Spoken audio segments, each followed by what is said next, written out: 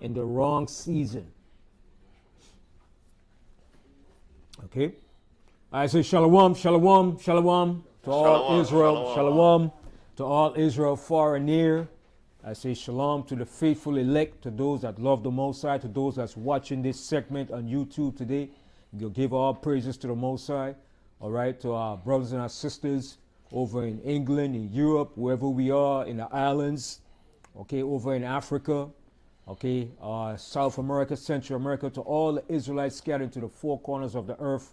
I say all praises to our Most High, and that you receive this word and you wake up and you hold fast to this truth in these last days, because the end of our captivity is coming to an end and the destruction of our enemy is coming. Okay, destruction to our enemies, the United States Congress, the leaders. I gotta say to all of them, all the members of Congress, because they're haters of the Most High and they hate the Most High. I want to read this one scripture first to get it started off. Get me Psalms 94 and 20, Caleb. And then before, when you read that scripture, I'm gonna let Yahweh play a tape that to start off the segment of this show. But I want you to read Psalms 94 and 20, Caleb. This is the book of Psalms 94 and verse 20. Shall the throne of iniquity have fellowship with thee? Stop right there. This is speaking to our people, okay, that's in this system, that's colluding with this system, that's upholding this system, that's voting in this system to keep a white man over you, ruling you, to keep a Democrat or Republican in office. Read that verse again, Caleb. Shall the throne of iniquity have fellowship with thee? And the throne of iniquity is this place called America. This is the throne of iniquity. It was built on iniquity, established in iniquity. Shall the throne of iniquity have fellowship with you? Go ahead. Which frameth mischief by a law. And that's all they do. They frame mischief by a law.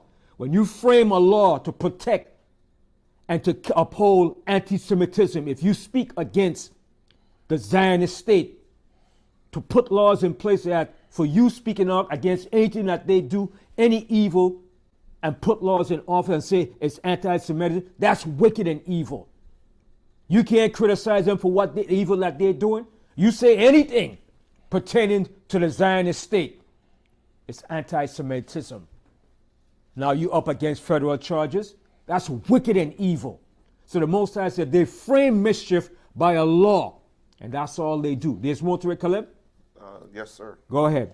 They gather themselves together against the soul of the righteous. And that's what they're doing. This is mainly against the soul of the righteous. It's to come against us, to stifle us so that we don't speak out and speak the truth against this evil establishment. Because the people that's in the land today are not the people of the Most High. They're not the biblical Hebrew Israelites. That's right. They're imposters. And the United States of America know this, but they have to justify and keep that lie going. Read that part again. They gather themselves together against the soul of the righteous and condemn the innocent blood. And that's what they do. They're gathering against the righteous. And it's a plot against you. That's the whole plot. All right? So, let me see.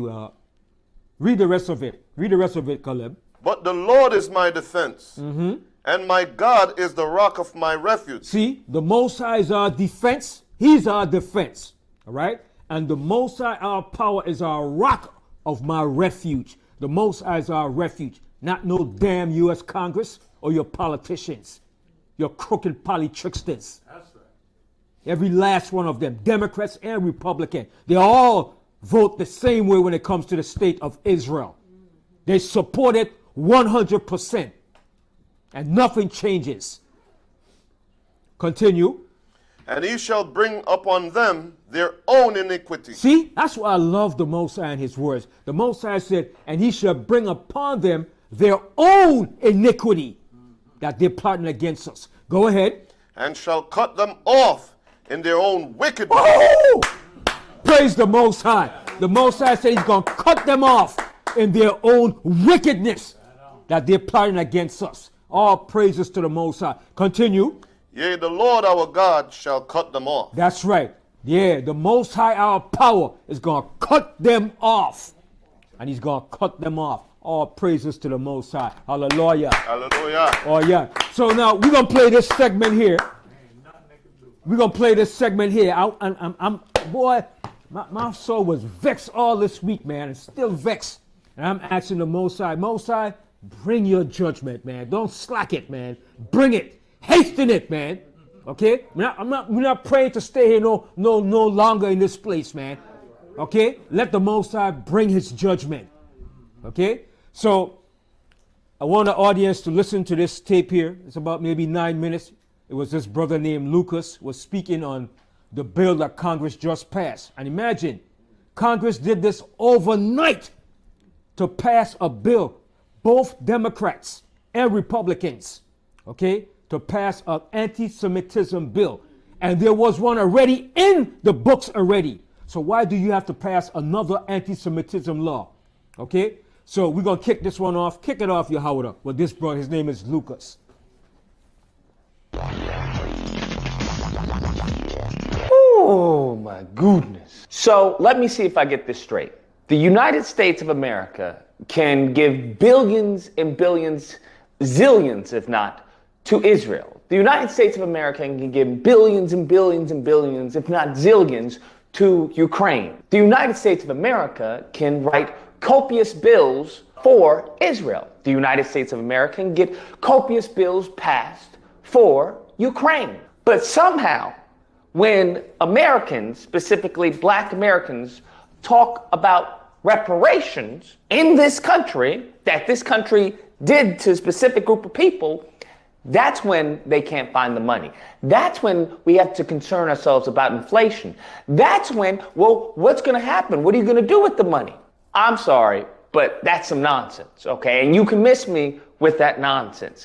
And I say that to say this because there has been a bill that has passed the House with only, I believe, 91 people who did not vote for it. 91, think about that. Do you understand? Hundreds were like, A-okay. 91 people in the United States of America in our House, a part of Congress, voted against this bill. And this bill is the Anti-Semitism Awareness Bill. Now, mind you, let's pause for a second. Because when we had Trump passed an executive order for anti-Semitism on college campuses. We already have that. And I was against it, just like many other actual Americans who were against it. Okay? Because that was a violation of free speech. He passed it.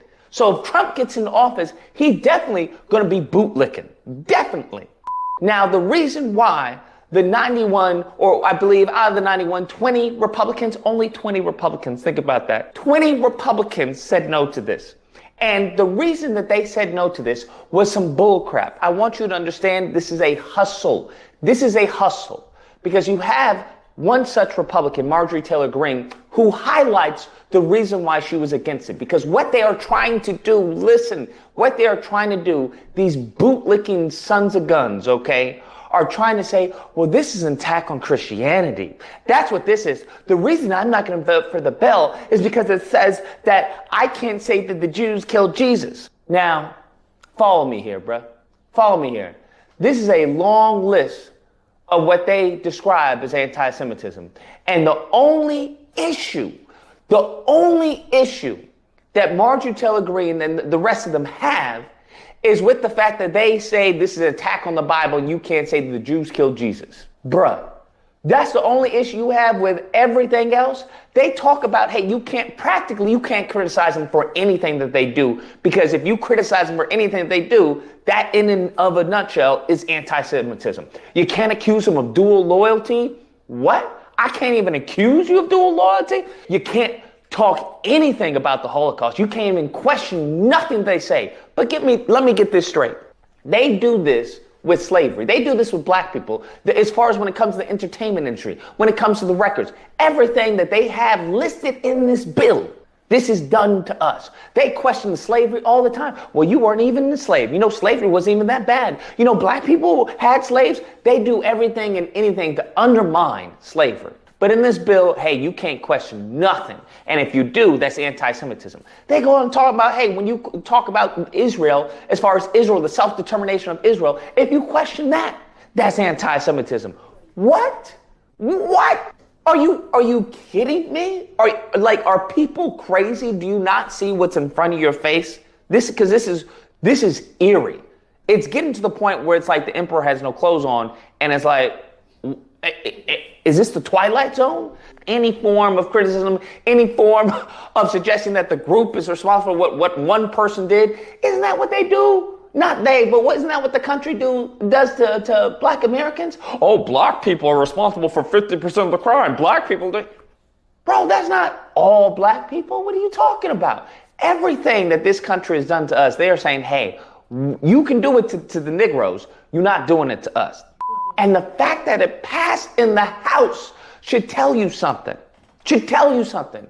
Out of both Democrat and Republican, we only had 91 people say, no, this is not okay. Think about that. This has nothing to do with any Christianity. That's their scapegoat. If that little line talking about, hey, even saying that Jews killed Jesus, that's anti-Semitism. If that wasn't there, Marjorie Taylor Greene and the rest of the Republican Party, the 21 of them, would be okay with the bill. Let that sink in. Let it sink in. This is foolishness, okay? That's what this is. This is foolishness. This is un-American, unpatriotic. This is drivel. That's what this is. And I've said this time and time again. When it comes to X, when it comes to Elon Musk, we saw what happened to Elon Musk. This man had to fly over to Israel to bend over for Netanyahu, bruh. That's what he had to do in order to get the advertisers back on the platform. And even still, they're not all back. That's why he had to come out with the Premium Plus or whatever, because he's bleeding money. That's why. This fool's the one that says, hey, you can't say infantado or say, a free state on Twitter because that's anti-Semitism. And the ADL thanked him for it. Miss me with this free speech. Miss me with this. If only the American people, if only Republican Party could see how you are being hoodwinked and bamboozled when it comes to the free speech, when it comes to if they could open their eyes when it comes to this anti-Semitism nonsense, if they could just open their eyes when it comes to police brutality, when they could just open their eyes when it comes to social programs, okay? That not everything helping American people is socialism, is communism. If they can just open their eyes to that, man, this country would be for the better. This country would actually be a great place for everyone to be. If everything in that bill was applied to black people, you would have Tucker Carlson, Fox News, and the rest of them talking about, oh, this is anti-white racism. This is anti-white racism. This is DEI. This is CRT. But for some reason, they turned a blind eye when it comes to the Anti-Semitism Awareness Act, as if nobody was aware. Miss me with this nonsense. You can miss me with this nonsense. And every single one who passed this bill, they should be kicked out of the country, not out of Congress. What, Lucas? Yes, 100%. Out of the country. Because what you have just relayed to me is that you hate the country. That's what you've relayed to me. Marjorie Taylor Greene, all the Republicans who have an issue with that one line about, oh, you can't say Jews killed Jesus. You hate the country. Because everything else that they say you can't say is un-American. How about you take your butt to Israel and go live there? Get out of the USA. It's as simple as that. And that's not an attack on Jewish people or any of that. Because this is an attack on the country. That's what this is. Moment in time you can't ask questions and they frame those questions as anti-Semitism. What are we doing here? What are we doing here? I want that same privilege. I think black Americans should have that same privilege. Don't even question slavery. Don't even question as far as blaming black people on for crime and stuff. That's racism. Anyways, guys, that's the video. Let me know what you guys think. Whether or not you believe, look, listen, it sounds like you're a bit anti-Semitic yourself, Lucas. Or if you have believed, it has nothing to do with anti-Semitism. It has to do with nonsense, which is what this bill is. And everyone who passed it, even with the people who have an issue with the bill, until we find out what their issue is, they're, as far as un-American. I would label them un-American 100%. And it's funny how all the Republicans are starting to see maybe the left wasn't so crazy. Maybe you guys have been blinded. Maybe that's what's happening. Maybe the, what's her name, AOC, Tlaib, and the rest of them weren't anti-Semitic. Maybe you guys have just been having a boot in your mouth on a variety of other topics. But only time will tell. Only time will tell. We'll see. Nevertheless, if you happen to disagree, you know what's up. Friday to Sunday, disagreement day, call in, we'll hash it out. Hope you guys enjoyed the video. If you did, please feel free to like, share, comment. Let me know what you guys think about this bill. When do we get our bill, bro? When do we get our bill? Every day is a free. Right. So he said time will tell. Now, he has some good points what he said, but I guarantee you he's still going to vote. He's still going to vote for Democrats. Yeah. You understand? And the majority of our people is still going to go and vote for Democrats and still vote to put Biden back in office. What you should do is stop friggin' voting, period. Because the Most High tell you to go and vote for no damn body. But they're going to learn the hard way. Like he said, time is going to tell. You understand? And he made some good points what he said. What he said was some legit points. You understand?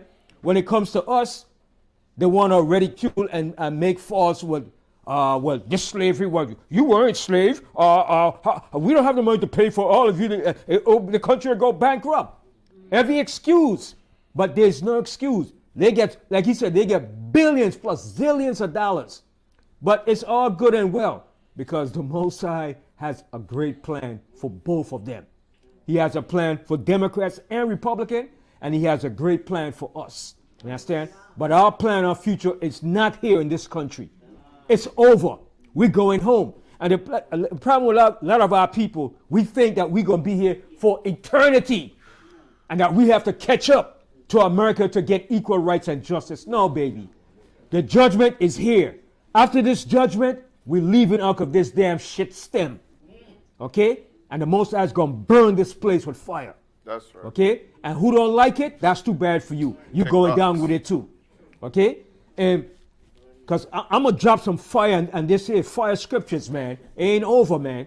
Okay? So, from there, let's go to Psalms 109. Psalms 109. And we're going to read that whole chapter because this whole chapter here is good. When David wrote this chapter here, David was in the spirit of the Most High. And I want Christians to say something against this here. Christian apologetics, and any of our people that claim to be Christian that have something against this chapter here. We're going to start from the top. Psalms 109 and start from the first verse. This is the book of Psalms 109 and verse 1. Hold not thy peace, O God of my praise. See what David said? O Most High, don't hold your peace. He's asking the Most High, don't hold your peace. And that's the same thing he said in chapter, go to Psalms 83 too. All right? Because David was writing this scripture against the enemy of the Most High that hates the Most High people. All right? And David said the same thing. Let's go to Psalms 83 and come back to Psalms 109.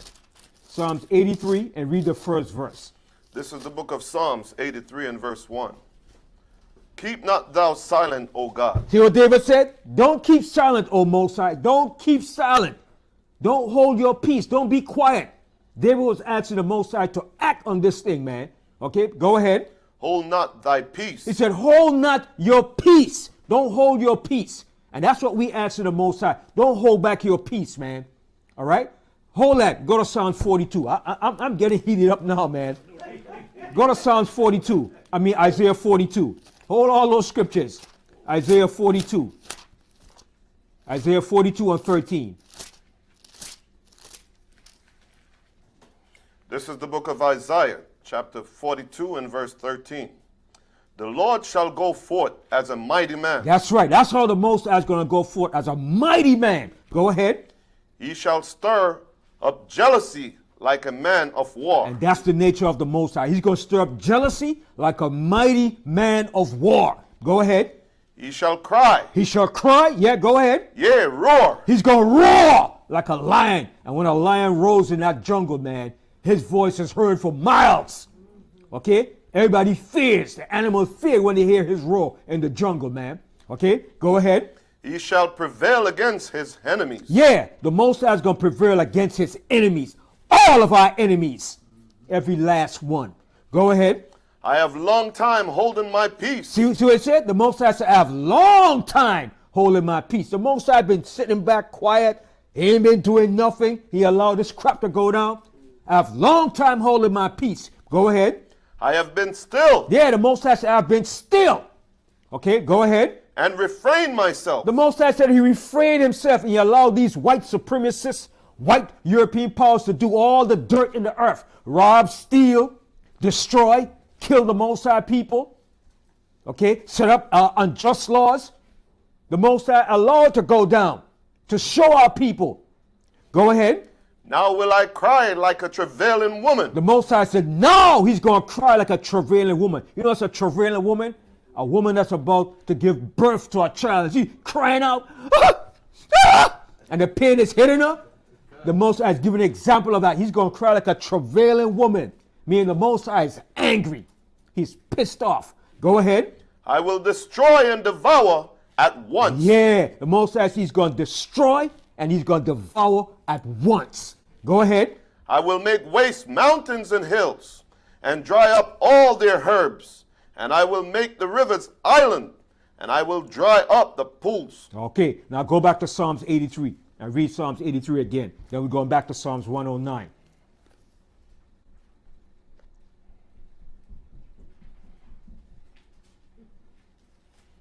This is the book of Psalms 83. What verse? Verse 1. And Read verse again. 1. Keep not thou silent, O God. Hold not thy peace, and be not still, O God. Oh, Most High. We're going to say the Most High because that God is for the gods, for the lesser nations. We're going to say the Most High. All right? He's the power of power. Gods are for these little nations here, and they inferior gods. Hold on, go to Psalms 96 and 5 real quick and come back to Psalms 83. Psalms 96 and 5. I'm heated now, man. I'm pissed. I'm mad, man. Go to Psalm 96 and 5. Start from the 4th verse. This is the book of Psalms 96 and verse 4. For the Lord is great. Yeah, the Most High is great. The Most High Yahweh is great. Go ahead. And greatly to be praised. And greatly to be praised. He's going to be praised for his wondrous works, man. Go ahead. He is to be feared above all gods. See, he's supposed to be feared above all these little puny gods in the earth. Go ahead. For all the gods of the nations are idols. For all the gods of the nations are idols, every last one of them. The gods of Egypt, okay? All of them are idol gods. Read that verse again. For all the gods of the nations are idols, but the Most High made the heavens. But the Most High made the heavens. The Most High is worthy to be praised. Go back to Psalms 83. We're going to put fire on these devils today, man. They ain't getting no peace today, no rest. Okay? Psalms 83. Come on. Come with me, Caleb. Bring it, Caleb. Bring it out quick. Psalms 83 and verse 1. Keep not thou silent, O power. Hold not thy peace. Don't hold your peace. Go ahead. Be not still, O power. And don't be still, O Most High. Bring it. Okay, go ahead. For lo, thine enemy make a tumult. And yeah, and all of our enemies make a tumult. From these little bastards, the small hats, the least of the flock, to the United States Congress, to the U.S. government, to England, to France. All of them, all of the European powers that rule this earth have made a tumult. And still making a tumult in the earth against the people of the Most High. Go ahead. And they that hate thee have lifted up the head. And they that hate the Most High have lifted up their heads. When they said they have lifted up their heads, they have lifted up themselves in the earth against the Most High and against his people, making unjust laws against us. And they're justifying it. Okay? Continue. They have taken crafty counsel against thy people. And that's what they're doing. When they pass laws in Congress, they're taking crafty counsel against us. Crafty counsel against us. When they meet in the UN and they have all these summits, they're taking crafty counsel against us. How to destroy us. Continue. And consulted against thy hidden ones. And we are the hidden ones. Why are we hidden? Because we're not known as to who we are as the people of the children of Israel.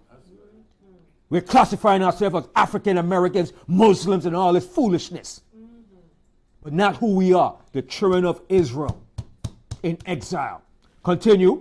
They have said, come, let us cut them off from being a nation. And that's what they did and still doing. Continue.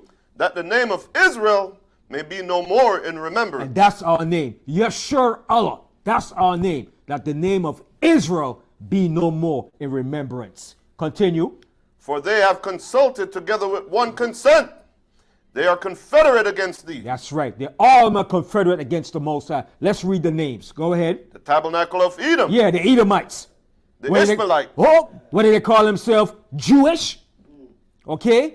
Americans, French, British, Germans, Russians, all of them. Every last one of them.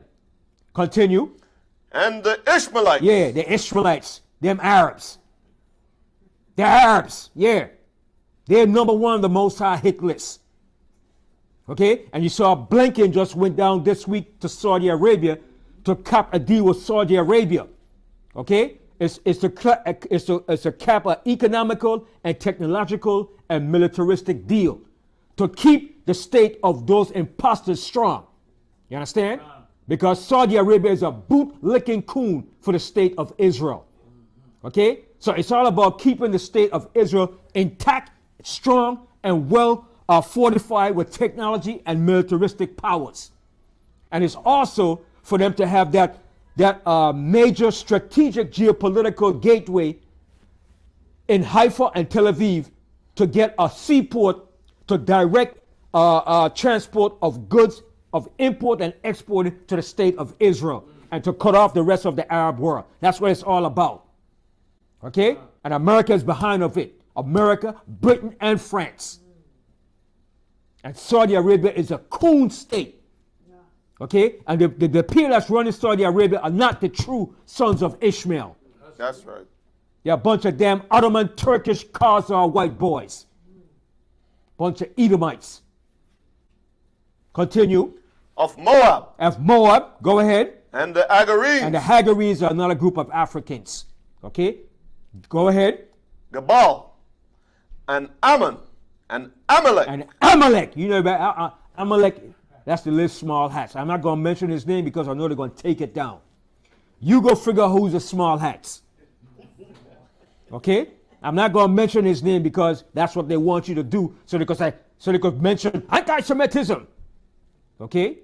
So they want to be clever and tricky. We have to be wise and smart too. Go ahead. The Philistines and the inhabitants of Tyre. And these are a lot of African nations involved in it. That's why the African nations going to be joined with Russia. And they're going to have a field day. Okay? Now let's go back to Psalms 109. Let's read what David said about our enemies. I want to hear what you Christians got to say about this.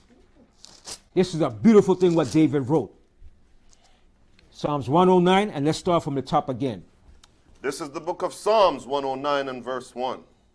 Hold not thy peace, O power of my praise. That's right. So David said, hold not your peace, O power of our praise. Don't hold your peace. Go ahead. For the mouth of the wicked and the mouth of the deceitful are open against me. See what David said? For the mouth of the wicked and the mouth of the deceitful are open against me. Who is that?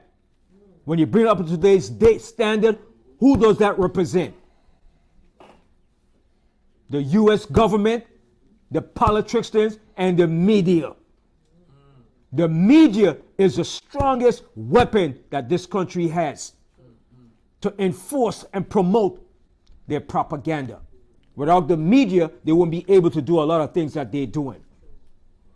The media is what programs the minds of the people and to keep you in a state of stupor and ignorance. And all the media, every last one of them, NBC, CNN, ABC, Fox, all of them promote the same agenda, the same propaganda. Ain't no damn different. And that's their strongest weapon that they have to use against the mass of the people. Continue. They have spoken against me with a lying tongue. See, they have spoken against us. So I'm framing it. When David put it, he was framing it for himself. But it was also framed for all of us as a nation.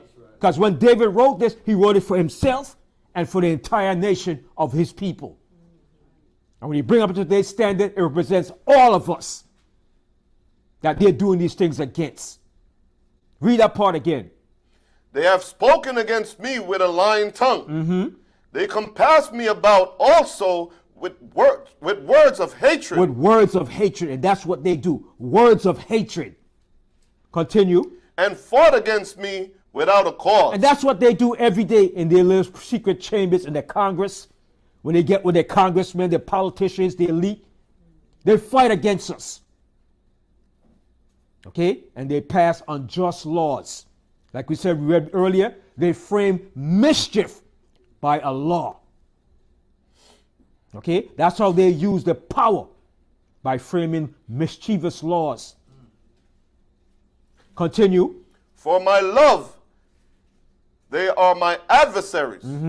But I give myself unto unto prayer. And that's the only thing we could do, give ourselves unto prayer. Because if you go and get weapons, that's when they're going to say, oh, now we have a justifiable cause now to bring you down and destroy you. Just like Biden. Biden is such a devil. Biden got up there and said, he made a speech when they asked him about the college protests in all the colleges in Colombia and everywhere. He said, we're not going to tolerate violence and different stuff. But what Biden should have said, it was not the college students that were protesting that caused the violence. It was pro-Israeli demonstrators that went on the campus and attacked the college students and provoked the violence. But Biden is such a devil that he is. You understand? That's why I fire for that old devil, demented devil. Okay? He's the devil that he is. He'll go up there and say, oh, we're not going to allow violence on the college campus. What he should have said, it was the pro-Israeli people that went on the campus that started the violence. So the people in the college defended themselves. Then the police force went in to break it up. They're such a bunch of liars, man. That's why the media, you have to watch the media and listen good to their propaganda, because they'll have you believing the lies that they spit out. That's right. And Biden damn well knew it was not the college the people in the college that caused the violence. It was people that went on the campus, pro-Israeli demonstrators that went in there and caused the violence. Right. And so the people in the college had to protect themselves, defend themselves. But they ain't going to tell you that. That's right. Okay? A bunch of devil that he is. But he going to justify what he wants to justify so he could continue the genocide over there. And when they asked him, when they asked that devil Biden, are you going to change your policy? Right away he said, no. Straight out he said no. So what is that showing you? They don't respect you. They don't give a damn about your vote. They don't care about you. They do what the hell they want to do. And they only use your vote to make you believe you have power in voting. And you simple-minded black people, the Most High is going to show your simple behind. Your votes don't mean a damn thing. I'm going to tell you, I'm going to prophesy this again. Because of that, Trump is going to win the election again. And when Trump get in there, he's going to put his foot in your asses. I'm telling you straight up like that too. Sir? Yes. Glory to your word. Not that I love him, Sir, but no. the Most High is going to use him to show our people. Sir, glory to your Most High. Glory to Yahweh. You see that devil Biden, he go against the scripture. I watch him on television and thought that he should sign the paper for Sodom and Gomorrah. And he said, I should have signed it long ago. Telling the people that two men get married. Right. That's a devil. Right, sister. Glory. We don't love Trump, but the Most High is gonna show who is in full control of this universe. Right. Thank you. That's what he's gonna That's do. right. And the Most High is going to use Trump to show our people, man. Since you love this system so much, he's going to put your enemy back in power to show you. Oh, yes. Okay? Because none of them give a damn about you. Biden, nor Trump. No, Trump. But the Most High is going to use the rod of the wicked to correct our people. Praises to the Most. You guys come to say, Jacob? Yeah. I want to read the scripture. Read it loud. Read it loud. Deuteronomy chapter 17, verse 15. Right. Thou shalt in any wise set him king over thee. That's right. You're supposed to set no king over you that's not of your people. Go ahead.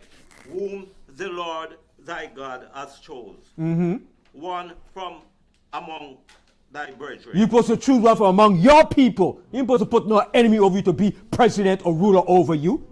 Okay? And the Most High is going to show our people. Go ahead. Shall thou set king over thee?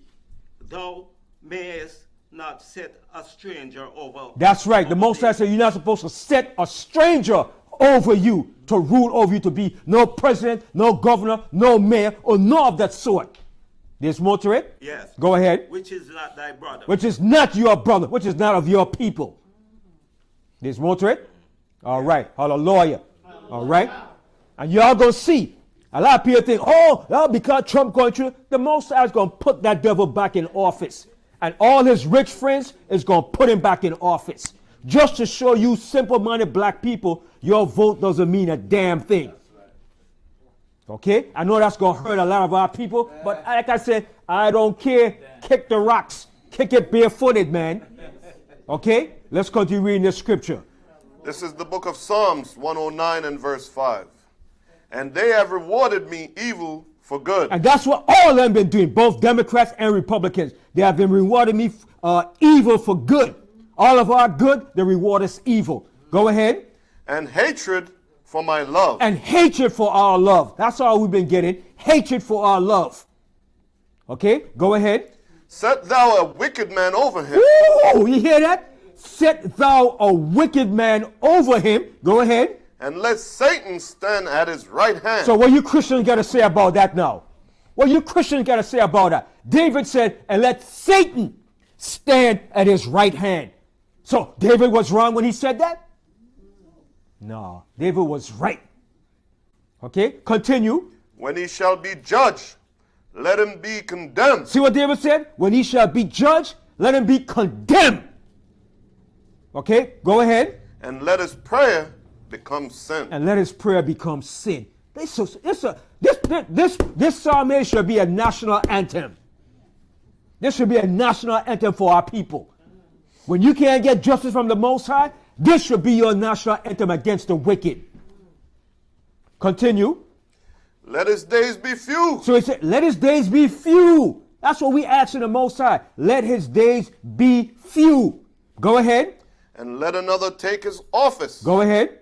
Let his children be fatherless. See what David said? Let his children be fatherless. Just like they're making the trend in Palestine and Gaza fatherless, they're going to be fatherless too. Go ahead. And his wife a widow. And his wife's going to be a widow too. The Most High tell you in Isaiah 47. Let his women become widows. Just like they're making nation of people widows, they're going to be widows too. Continue. Let his children be continually vagabonds. That's so beautiful. Let his children continue to be vagabonds. And that's why you see them now in the drug epidemic taking that meth and they're bums on the street. All throughout the United States, you see them on the street with that damn begging, desolate bums. Okay? That meth got them strung out, man. Okay? And now they're trying to keep that a hush-hush. Now we want to do something for the drug epidemic. You bastards, you. Most High said, let children be fatherless and vagabonds. Be vagabonds in the earth. And that's what you are, a bunch of vagabonds. Continue. And beg. And beg. Let them beg. Continue. Let them seek their bread also out of their desolate places. Yeah, seek bread out of the garbage can. And the sewer place. You devils. That's what we should ask in the Most High. But no, the Christians, oh no. You should be asking the Most High for this. When you don't get justice, when they kill your sons by the cops, you should be reading this Psalms and asking the Most High to get you justice against your enemy. Not talking about, can we all just get along? Simple-minded as hell. But you're going to pay, man. The Most High is going to show our people. You're going to learn the hard way, man. That's the only way a Negro understands, when he learns the hard way. Okay? And I love the Psalms here. This should be your prayer every morning against the wicked. Con. Since you can't go and get justice. Continue reading on. 11. Let the extortioner catch all that he hath, and let the stranger spoil his labor. Yeah, and the stranger's going to spoil his labor. The strangers are the other nations. Mainly the Chinese. Continue. Let there be none to extend mercy unto him. Woo! You hear that? Let there be none to extend mercy unto him. You're not going to get my mercy. Not from me. Okay, go ahead. Neither let there be any to favor his fatherless children. You see that? The Most High said, don't let nobody favor your fatherless children. You see them? You put more curses on them. Because that's what they did to us. Read that part again, because Christian men say, oh no, that's ungodly. That's not God. What do you mean that's not God? The Most High said, David was a man after my own heart. What you got to say about that? Okay? The Most High said, David was a man after his own heart. And David wrote these Psalms, and the Most High approved of it. And we're reading it. Read it again. Let there be none to extend mercy unto him, neither let there be any to favor his fatherless children. See that? Those are curses. Go ahead. Let his posterity be cut off. So he said, let his posterity be cut off. Cut everything off. Because that's prophecy. Where is that prophesied? That all of Esau shall be cut off. Where is that? In the book of Obadiah. The Most High says, shall be none remaining of the house of Esau. They're all going to be cut off. So all the prophets were on the same wavelength. They spoke the same thing. They had the same mindset, the same accord, the same words that the Most High put into their spirit. Continue reading on. Read that part again. Let his posterity be cut off. Hallelujah. Hallelujah. Continue. And in the generation following, let their name be blotted out. Oh, you see that? And Job said the same thing. Job said, if they're churn and multiply, let's get that. Let's go to the book of Job. This is beautiful, man. This is beautiful. Hold on. Let's go to the book of Job. All right. Go to Job here. Job 20. 1 second. Job 20.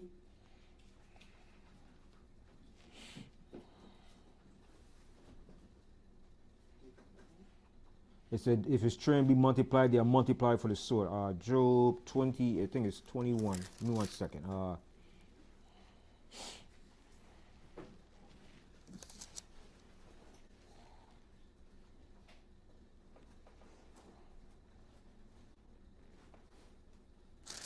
it's 19, Job. 1 second, I'm going to get it. If his children be multiplied, it's multiplied for the sword. 27 and 13. Job 27, right? 27, 14. Right, that's it, to water. But go up here, start from the 13th verse, so we can understand who he's talking about, Caleb. Job 27 and 13. This is the book of Job 27 and verse 13. This is the portion of a wicked man with the Most High. See, this is the portion of a wicked man with the Most High. Okay, go ahead. And the heritage of oppressors. You see, he let you know who he's talking about, right? And the heritage of oppressors. Who has been the oppressors in the earth? The European powers have been the oppressors for the last 500 years. You ask any nation of people, and they'll tell you it's the Europeans, whether they're French, British, Germans, Americans. The oppressors of the earth has been the European imperialist powers. Read that verse again from the top. This is the book of Job 27 and verse 13. This is the portion of a wicked man with the Most High, and the heritage of oppressors. And that's their heritage. They have been oppressors for a long time. Okay, go ahead. Which they shall receive of the Almighty. See, which they shall receive of who? Of the Almighty. So whatever is coming upon them is coming from the Most High. Okay, continue. If his children be multiplied. Woo, slow down on that now. Don't go too fast on this here now. We want this to gravitate. We want them to hear this here. Read it again. If his children be multiplied, it is for the sword. Oh, how beautiful is that? It's for the sword. Okay, go ahead. And his offspring shall not be satisfied with bread. Go ahead. Those that remain of him shall be buried in death, and his widows shall not weep. See, going back to his widows again. Okay, go ahead. Though he heap up silver as the dust. Who has all the riches of the world? It's the oppressors, the colonial powers. All right, go ahead. And prepare remnant as the clay. And he has a lot of raiment. Okay, go ahead. He may prepare it. See, he may prepare it. He's preparing for everything that he's doing now. Go ahead. But the just shall put it on. But the just is going to put it on. We're going to put it on. We're going to take it and we're going to put it on in righteousness. Go ahead. And the innocent shall divide the silver. And the innocent, we're the innocent. We're going to divide the silver. See how the Most High got this so sweet and lovely in the Bible? But people don't read this. Continue. He buildeth his house as a moth, and has the booth that he keepeth as boot that the keeper maketh. The rich man shall lie down, but he shall not be gathered. He opened his eyes, and he is not. Terror shall hold on him. Right. Terrors is going to hold on them, man. Okay? They ain't seen nothing yet, man. Go ahead. As waters, a tempest sealeth him away in the night. The east wind carried him away, and he departed. As a storm hurleth him out of his place. The God, The Most High, the Most High, shall cast upon him not a spear, and not spear. and not spare. He would faint. I'm sorry, I'm tired. He would faint, flee out of his hand. Man shall clap their hands at him, and shall hiss. shall hiss him out of his place. Yeah, men is going to clap their hands when they finally see the judgment of the Most High in the earth. People going to finally clap their hands and say, hallelujah, there is a God that finally brought justice to these devils. Okay? And that's what the whole earth is waiting for. And that's what the righteous will be waiting for. When the Most High finally bring that justice in the earth. Go back to Psalms 109 and we're going to read this whole chapter. This whole chapter is good. It's super good. I love this. This is going to make my whole Sabbath day and for the whole week. This going to get me going for the whole week. Because I know after this, I'm going to see the Most High judgment in the earth. By the end of this week, I'm going to see the Most High judgment in the earth upon these wicked. What verse we left off in? 14. You at 14, right. This is the book of Psalms 109 and verse 14. Let the iniquity of his fathers be remembered. So the Most High, David said he wanted the Most High to remember the iniquities of his fathers. Don't forget it. Remember the iniquities of what his fathers did. Okay, go ahead. With the Most High, and let not the sin of his mother be blotted out. He said, don't let the sin of his mother be blotted out. Keep it there so it could be remembered what they did to us. Okay? That's why I don't want them to take down all those statues that they have. Leave up those white statues. Leave it up so we could see what your forefathers did to us. Remember they were putting on all those statues in the south? No, leave them up. Let it be there as remembrance to what these devils did to us. So when the time comes, you can say, see, look, that's what you did. So you don't have no excuse to say, well, no, that wasn't me. No, yes, it was you. You left your records and your facts there. Okay? And the Most High got everything recorded against these devils. That's right. Ain't nothing going unpunished, man. That's why I'm so glad, man. That's why we got to stand in this truth, man, and let the Most High do his thing. Yes, sister. Yes. All right? All right. Yeah, man. Yep. Go ahead. Verse 15. Let them be before the Most High continually. Let them be before the Most High continually. Don't leave everything there. Don't change nothing now. Don't try to change nothing. Leave it there so we can see it. Leave all your slave houses, your slave quarters. Leave all the things that you did to us, how you lynched us. Leave all the pictures, the records. Leave it. Don't get rid of it. Leave it so we could see it there. So you can't say, that wasn't me. Because he loved to say, that wasn't me. Right. No, we want you to leave all those things there intact. Go ahead. That he may cut off the memory of them from the earth. And the Most High is going to finally cut off their memory from the earth in the day of judgment. Go ahead. Because that he remembered not to show mercy. He didn't show mercy to us. He remembered not to show mercy. And he never did show no mercy. The Most High said, when our captivity came to an end, our punishment, he didn't stop. He continued.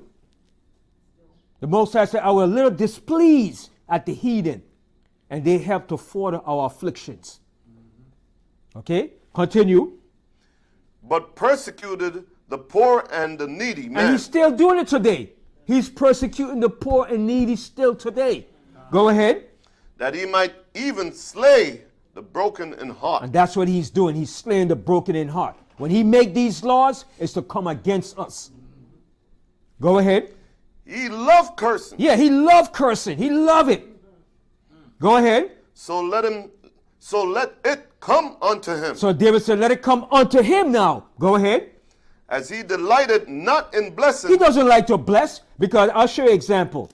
They claim that they so love God and so much what they did. Okay, if you claim you so love God and the scripture said turn the other cheek, right? And somebody slap you on the face, turn the other cheek. They tell us to do that, right? So why didn't they turn the other cheek when 9/11 happened? Why didn't they say, okay, we just going to turn the other cheek and forgive the Arabs for what they did or whoever did it? Why the so-called Israelis didn't say to the Hamas, well, we'll forgive you even though you attack us on October 7th. We'll just forgive you. Why didn't they say that? Showing you they're not the people of the Most High. But we had to do it. Did we go and form a militia to get vengeance for what they did for us in slavery? No. We had to take it. We had to shut up, live with it, and accept it, and deal with the traumas of it. Okay? We couldn't get no justice and no court system in this country for what they did to us. We had to deal with the drama and the psychological effects of slavery. And we're still dealing with it. So now it's time for the Most High to act now. Continue reading on. as he delight not in blessing, so let it be far from him. The Most High don't want to hear, well, God, we love you, well, God, bless us. The Most High don't want to hear that now. Because when you had a chance to do all those things, you didn't do it. You choose not to do it. Continue. As he clothe himself with cursing, like as with his garment, so let it come into his bowels like water, and like oil into his bones. So all that he did is coming back to him now. Everything that he did to us and to all the nations, what he did to the native Indians of this country, what he did to the Mexicans, what he did to even the Chinese when he brought them over here, what he did to all nations in the earth is going to come back to him now. Because he has been unjust to all people of the earth. You ask any indigenous people anywhere in the world, ask them who were the oppressors. And they either point to the French, the British, the Americans, the Germans, the Dutch. When you ask the people in Vietnam, who were your oppressors? They go to the French. You ask the people in China, who was your oppressors? The British. Ask the people in Japan, who was your oppressors? The British. Ask anybody around the world. Ask the people in South America, Central America, who were your oppressors? Ask the people in Africa, in the African nations, who were your colonial oppressors? They will tell you either the French or the British or the Dutch or the Germans. Okay? So all the oppressors that have been in the earth for the last 500 years are the European powers. You can't deny that. You can't. And if you deny it, then you're a liar and then you're a devil. Plain and simple. Continue reading on. Verse 19. Let it be unto him as the garment which covereth him, and for a girdle wherewith he is girded continually. So all of this is going to come back unto him and he's going to put it on. Like you put on a garment, all the evil that he have done to the nations of the earth is going to come back to him. And he's going to wonder, why is this happening? Because it's time for you to reap what you have sown. Plain and simple. Continue. Let this be the reward of mine adversary. See what David said? You can't want no better psalm than this. Let this be the reward of my adversaries. Go ahead. From the Most High, and of them that speak evil against my soul. And this is what David was asking the Most High. And this is what we should be asking the Most High as a people. Continue.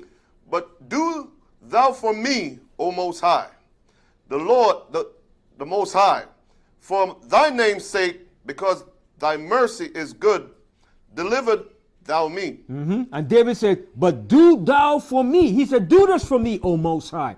Do this. He's pleading and asking the Most High to do this. And we're asking the Most High to do the same thing too. Don't hold your peace. Don't hold back. Bring it against our enemies. Continue. For I am poor and needy, and my heart is wounded within me. That's right. My heart is wounded within me, man. My heart is wounded. I don't know about y'all, but my heart is wounded. And I'm asking the Most High to bring it. Bring your judgment. It's been too damn long, man. Too long. Continue. I am gone like the shadow when it declineth. I am tossed up and down as the locust. My knees are weak through fasting. David said he did so much fasting that he's weak. Fasting and praying and asking the Most High. Okay? And David fasted a whole lot of times, man. Okay? You want to know a person that fasted? David fasted a lot. Okay? Go ahead. My knees are weak through fasting, and my flesh faileth of fatness. Yeah, David said he started to lose weight by him fasting on such an irregular basis, man. Continue. I became also a reproach unto them.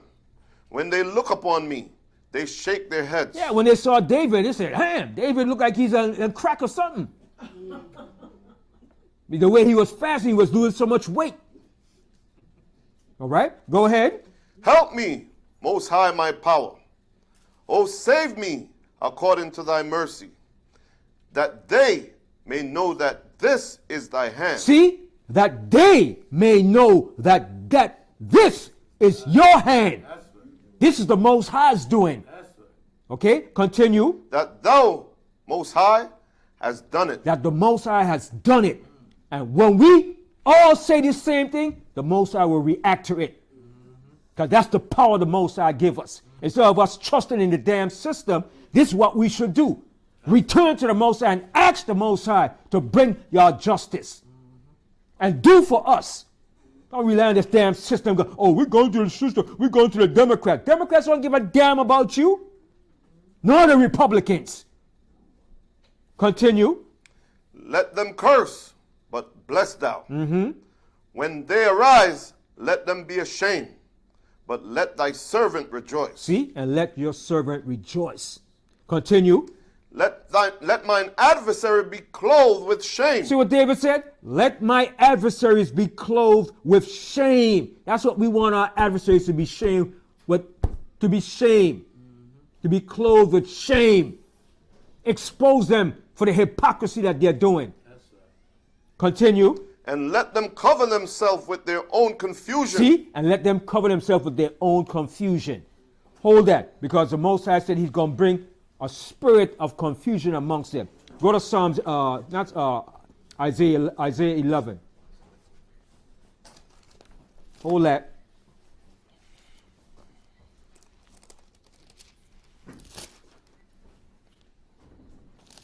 I told you, Isaiah 11? No, not Isaiah. Isaiah 19. Isaiah 19 and the 14th verse. This is the book of Isaiah, chapter 19 and verse 14. The Lord hath mingled a perverse spirit in the midst thereof. And that's what the Most High is going to do to them for their evil. He's going to mingle a perverse spirit in the midst of their government, their society, their leaders, and everything that they attempt to do. He's going to mingle a perverse spirit amongst them. Go ahead. And they have caused Egypt to err in every work thereof, as a drunken man staggered in his vomit. And that's what's going to happen to this country. The Most High is going to cause them to err in every work that they do. And they're going to look stupid in front of the world, and he's going to cause them to stagger as a drunken man stagger. You ever see a drunken man when he walk in the street? That's how the Most High is going to have them in derision. That's right. And go back and read that Psalms again. What verse you were in? 109. 109 and 29.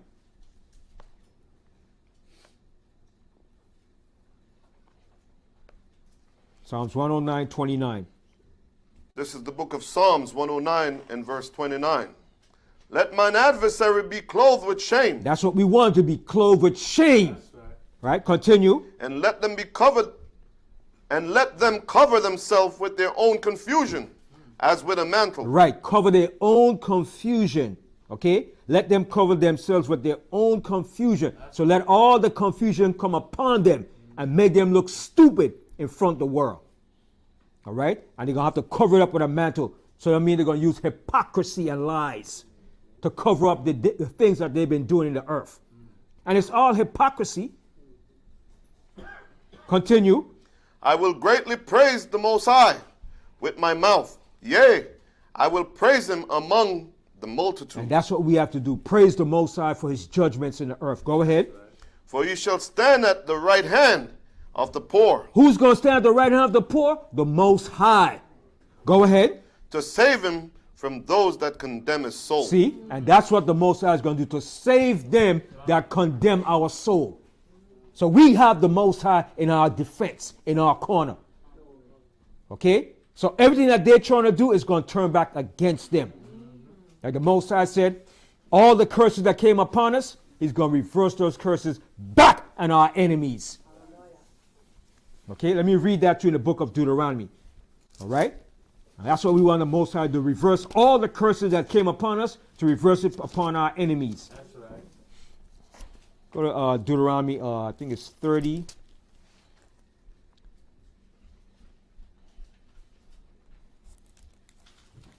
Read Deuteronomy 30 and 1.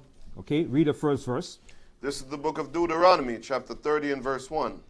And it shall come to pass, when all these things are come upon thee, the blessing and the curse, which I have set before thee, and thou shalt call them to mind among all the nations. Right, and that's what we should be doing now, calling to mind all the things that came upon us.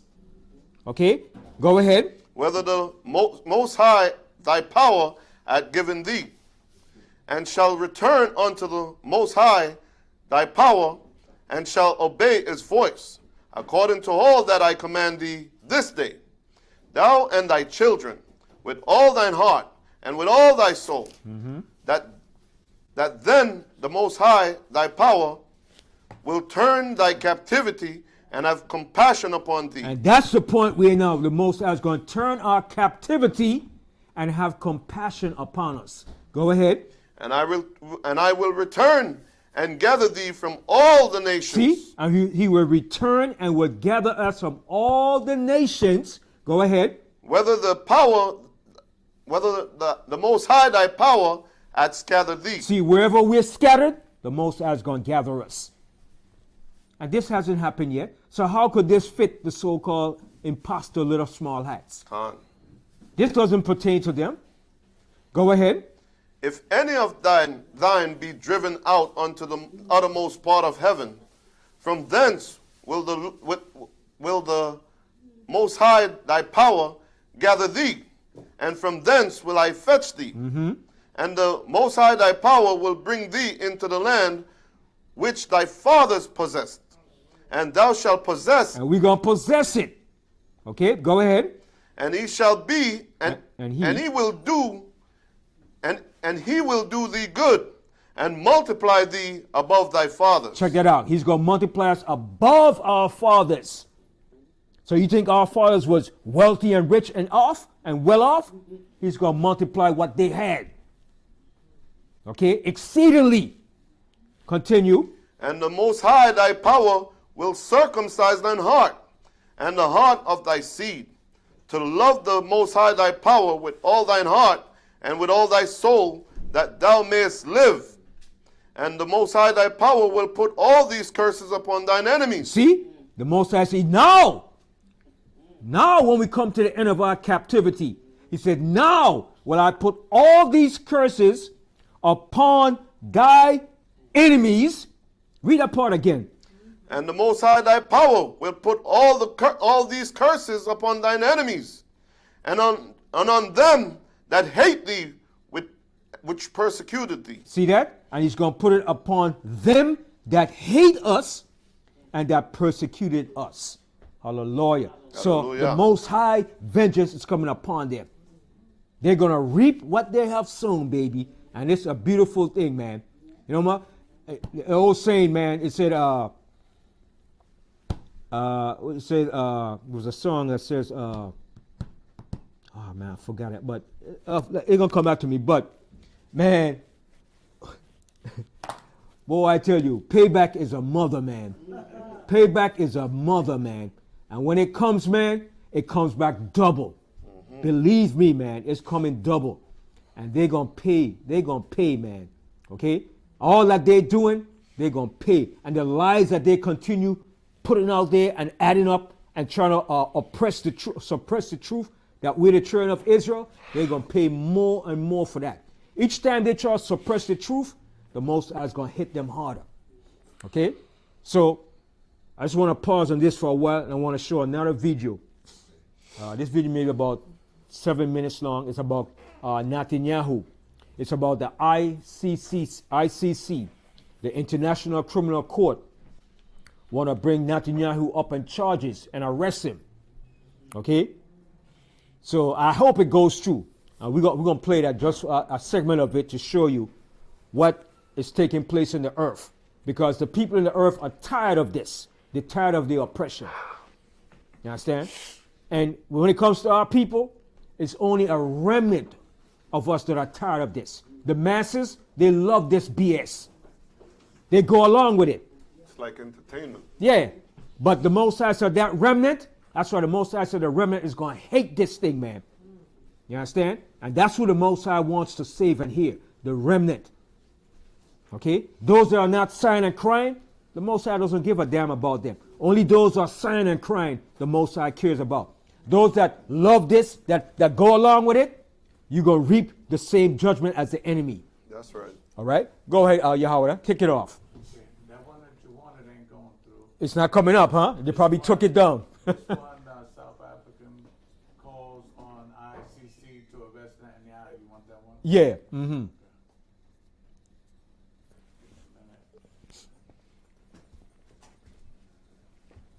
Because Israel is an apartheid state. You ask the South Africans, they know what apartheid is too. Because Israel, during that era, was dealing directly with South Africa and the apartheid too. Because they was getting the diamonds and the golds and from Africa too. Mm-hmm. Okay? All these so-called Jews that have the diamond district, that's where they get their gold and diamond from South Africa. And the rulers of South Africa are who? What The South nationality African of them? government on Monday called on the International Criminal Court to issue an arrest warrant for Israeli Prime Minister Benjamin Netanyahu by mid-December. Mm-hmm. Minister in the presidency, Kumbudzo Ncheveni, said it would signal a total failure of global governance if the ICC does not do so. Now the ICC is the Israel criminal says court. it is defending itself following the October 7th attack by Hamas, but the South African government has repeatedly described the Israeli campaign in Gaza as genocide. Alongside 4 other countries, South Africa last week submitted a referral to the ICC to investigate whether war crimes and crimes against humanity have been committed in Gaza.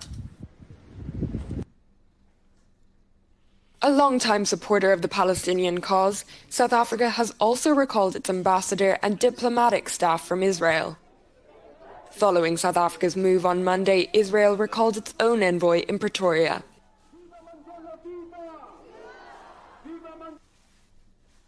You say protest outside the US embassy because they are helping Israel. So is the United States then, according to the logic you're presenting, is the UK, is Germany, are they accomplices to that murder? Welcome to Candid Africa, truthful and unapologetic.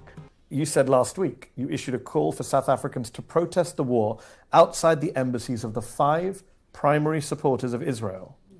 Which 5 supporters? I believe protest is important. I think people do know who the 5 are. No, and they don't. They certainly do. If they don't, they must do their homework. I'm sure my mum doesn't know if who's she's watching at providing home. arms? I bet Who you are the, she does. who are the 5? I bet you your mum knows. Okay, let's go to the US, the UK. The US, UK, France. Germany has been a very strong supporter. That's France. 3. France 4. And others, the European Union in its collective. So I think... so you would like to see protests outside the EU embassy and those 4 embassies? How do you get change? Okay. I wish I could be in Gaza and stand in front of a Palestinian family and be strong enough to protect them. That's what I wish I could do. Because I'm pained that I have to watch on TV essentially a murder underway, and I am helpless and can do nothing. This was very much the experience we had under apartheid. That's right. And it was mass protest, mass struggle, which made a major contribution to indicating to the world that this could not go on any longer. So for us to be invisible in a massive Pause that for a minute, 1 minute, Yahweh. where we know Could you huge pause? murder is underway, Okay. I think that is unacceptable, and the world should be horrified. and having large protests. Now, remember in South Africa, when South Africa had their apartheid, who led the protests against the apartheid in South Africa? No, what group of people led the protests, or the major in the forefront for the protests against the apartheid for South Africa? Huh? Jake's Black Americans. They was in the forefront in the protests against the apartheid in South Africa. And who was in office then? What president was in office then? Reagan. Reagan the pagan. All right? So it was Black Americans, Judah, that was in the protest against that. And that's the only way pressure was put on Reagan. And then he conceded because the pressure was surmounted. Then everybody started to follow suit. You understand? So when Judah sparks something, the whole world follows. You understand? But when Judah lays down as a lame crouch lion, everybody does nothing. But once Judah starts it, the whole world follows pursuit. And it was Judah that really caused those countries, South Africa, to relieve the apartheid state. Because you had a lot of big corporations here in America that were supporting South Africa. Pepsi Cola, all of them were supporting South Africa. And a lot of jakes were saying, we're going to boycott all your companies over here. And they're like, oh, you going to boycott us? That means no money in the pocket. See, that's the only thing they understand. Money. Because money is their God. God for them is guns, oil, and drugs. That's their God. That's why I don't like using the word God. Because it represents guns, oil, and drugs. That's their God. Okay? Their God, that's their God. Their God is not what we call our Most High. Okay? Continue. Go ahead, Yahweh.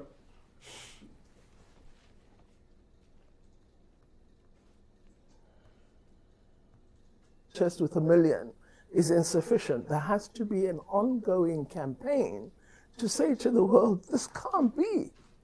I have to ask again one more time. You say a huge murder is underway. That's a big charge. Genocide, murder. You say protest outside the US embassy because they're helping Israel. So is the United States then, according to the logic you're presenting, is the UK, is Germany, are they accomplices to that? Yes. There we have it. That has been our candid speech for today. Please feel free to give your opinions in the descriptions below. On this show, we don't tell you how to think or manipulate you. Everybody is open to air the opinion, what you think about the speech. Did you love it? Did you like it? Do you disagree with it? Do you agree with it? Please let us know in the comments below. That's important. All right, so that's it on that. These issues is very important.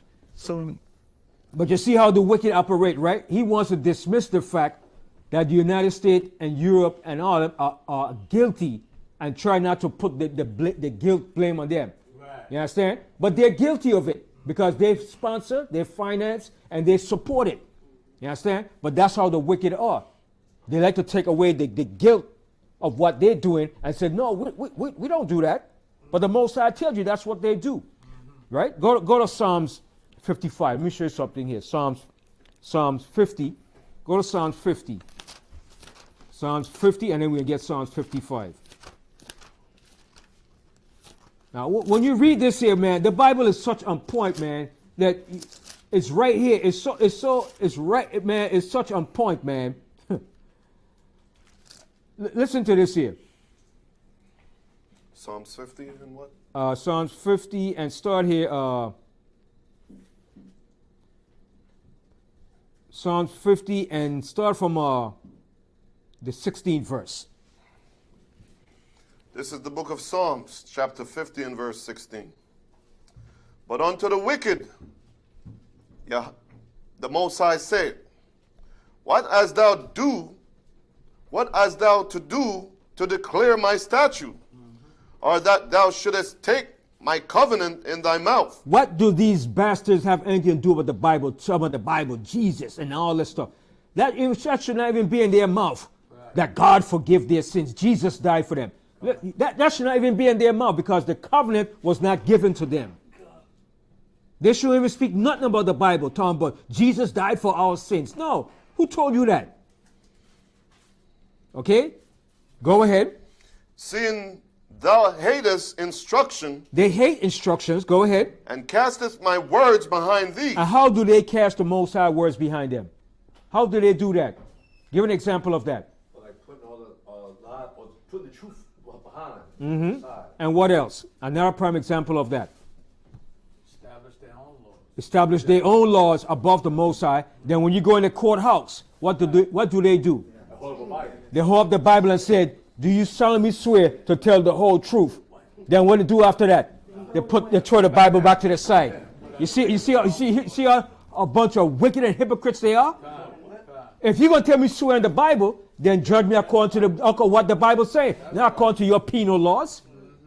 But they don't believe in the Most High. They only believe in their white supremacist democracy. All right? Go ahead. When thou sawest a thief, then thou consentest with him. Right. When they saw a thief, what is England and France and all the Europeans doing in the Gaza? They're killing, robbing, genociding, and they're going along with it. They're agreeing with it. The same way they consented with a thief. So they're all in agreement to the same murder, rape, rob, lies, treachery, and deceit. Continue. Thou hast been partaker with adulterers. And they're partakers with adulterers. They go along with it. They justify one another. They don't condemn. America doesn't condemn Britain for what they're doing, or Britain condemns America, or America doesn't condemn Israel for what they're doing. America gives you every excuse and justify and give them the green light to continue to do what they're doing. Right. There's not one point America came up and condemned Netanyahu for what he's doing. That's right. They talk a little deceitful words, but yet they still send more money. They just send the package. Right. $91 billion. Wow. $26 billion for Israel, the rest for Ukraine, and then they claim they're giving $1 billion to clean up the Palestinians over there. But $26 billion going to Israel to continue the bombing, the genocide, and what they're doing. Mm-hmm. Plus, on top of that, before that, they got $19 billion. Then every year, they get $4 billion, which I think is more. They only tell you that, but I think they get more than that. And they've been getting that since when? Since they've been established as a state. So you mean to tell me they can't stay on their own bootstrap now? If they're an independent foreign nation, why do they still need foreign money from the United States? And that's your tax money that they take in. Your friggin' money that you work hard for, which you could save, they're taking your money to give to these bastards. But you can't say nothing against that. You can't tell the U.S. government, hey, don't take no money off my check unless I say so. But yet you voting. Your vote counts, right? Then you should put that in front of your voting rights. So listen, if I'm voting, they can't take no money from my check unless I get my money first. Unless I say I want to give them that money. Mm-hmm. But you don't have no decision in that. No. They do the hell they want to do. Yeah, Caleb? Because we're being extorted. You're being extorted. Yes. Did you see on the news they said that they're going to be auditing more people now? For what? Because they need more money to get to Israel. I'm showing you, but I'm telling you, you people that's voting, stop voting. Get out of that voting, man. If you don't, the Most High is going to unalive you. Okay? Because your vote doesn't count. Okay? You're being used, you're being played. You're about laughing. Let your heart laugh. Go ahead, Colette. This is the book of Psalms, chapter 50 and verse 19. Thou givest thy mouth to evil. See? And that's what he's doing. He is giving his mouth to evil. He's asking us, well, who are they? Who are they? You damn well know who it is. Okay, go ahead. And thy tongue frameth deceit. See? And his tongue framed deceit. He's trying to put her in a bind now to say, well, that's what you said. And he damn well know the country that's supporting and justifying and backing Israel is France, England, the United States, and the EU. He knows it. But they're so deceitful in their tactics that they use against you. Okay, go ahead. Thou sittest and speakest against thy brother, and slanderest thine own mother's son. And that's what they do. They slander us. Go ahead. These things hast thou done, and I kept silence. See, when they did these things, the Most High kept silence. The Most High didn't do nothing or say nothing because he allowed prophecy to be fulfilled. Go ahead. Thou thoughtest that I was altogether such an one as thyself. See, they thought the Most High was like them. He's white. He approved of what they're doing. Oh, God has to be like us. He's white. Jesus white. Hey, God, the Bible is about us. They believed that the Most High approved of what they was doing. He blessed what they was doing. Okay, go ahead. But I will reprove thee. So the Most High said, but I will reprove thee. Go ahead. And set them in order before thine eyes. And the Most High is going to set us up before them, right in front of their eyes. The Most High is going to set us in order. Go ahead. Now consider this. Ye that forget the Most High. See what the Most High said? Now consider this. Ye that forget the Most High. Go ahead. Lest I tear you in pieces. And the Most High is going to tear them into pieces. Go ahead. And there be none to deliver. And there's going to be none to deliver them when the Most High tear you in pieces. Go ahead. Whoso offereth praise glorified me, and to him that ordereth his conversation aright will I show the salvation of thy power. See, and the Most High is going to show his salvation aright to those that sighing and that's crying. That's crying out to the Most High and asking the Most High for justice and to bring his righteous judgment in the earth. Those who are not doing that, say goodbye. Say goodbye. Because you're going down with your enemy too. Go to Isaiah 30. The Most High said, they that help Egypt is going to go down with Egypt too. I think I'm going to end on this note here. Isaiah 30. I want to bring out some more, but one more clip, yeah. Isaiah 30. Okay, actually, so Isaiah 31. Isaiah 30 and 1? Yeah, Isaiah 31. And start from the first verse. This is the book of Isaiah, chapter 31 and verse 1.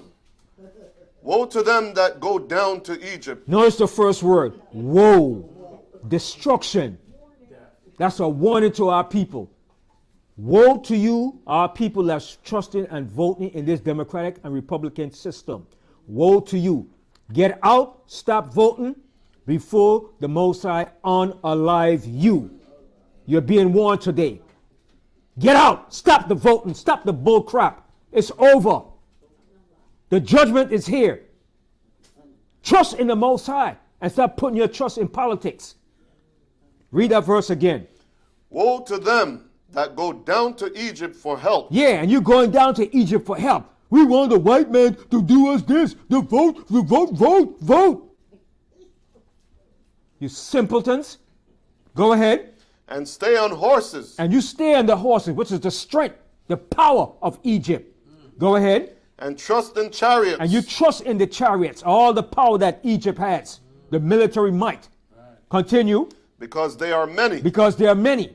Go ahead. And in horsemen, because they are very strong. And the horsemen represent the power that they have in all the technology, the weapons that they have, the political power.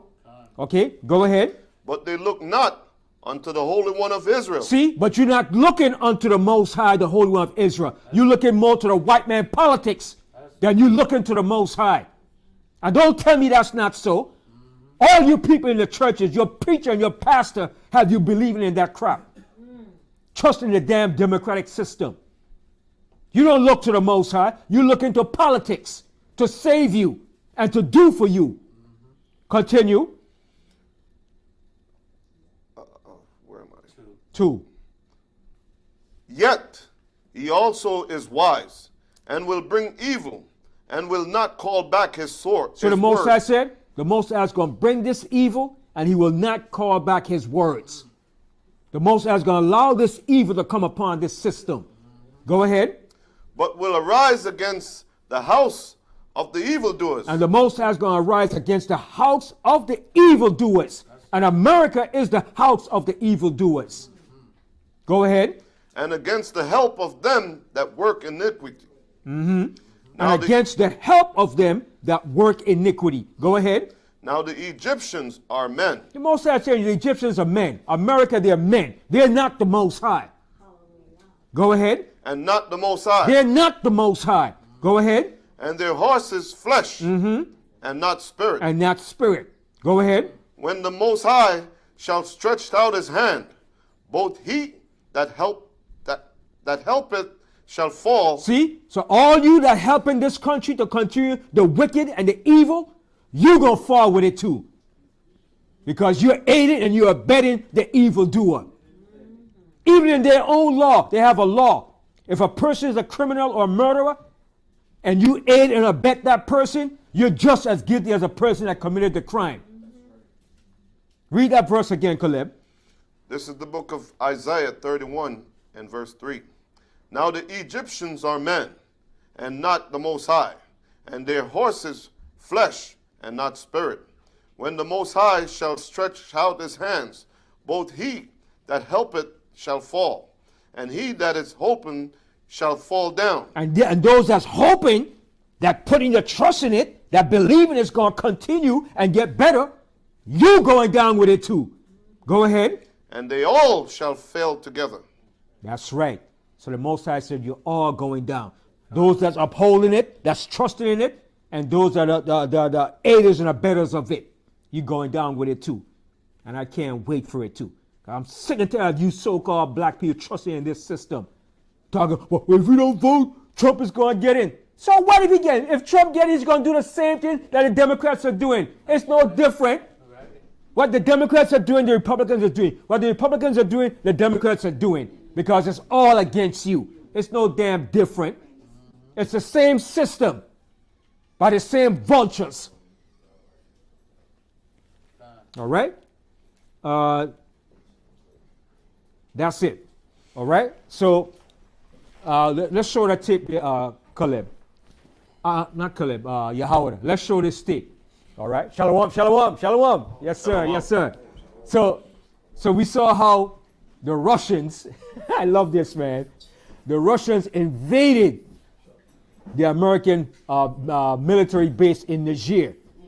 Went in there, invaded it. And they mad. These Americans, they mad. Oh, this is embarrassing to us. This is embarrassing to the world that the Russians did this to us. They went in there and they kicked out about 400 American soldiers with about 40 Russians. And not one fire was shot. Okay? That shows you, man. Let's go. Go ahead, Yahweh. Hello, everybody. This is Paul from Off Grid Desert Farming with Paul and Adrian. This is May the 3rd, 2024. We have an emergency alert, folks. This is very, very concerning. What has just happened in the last 24 hours.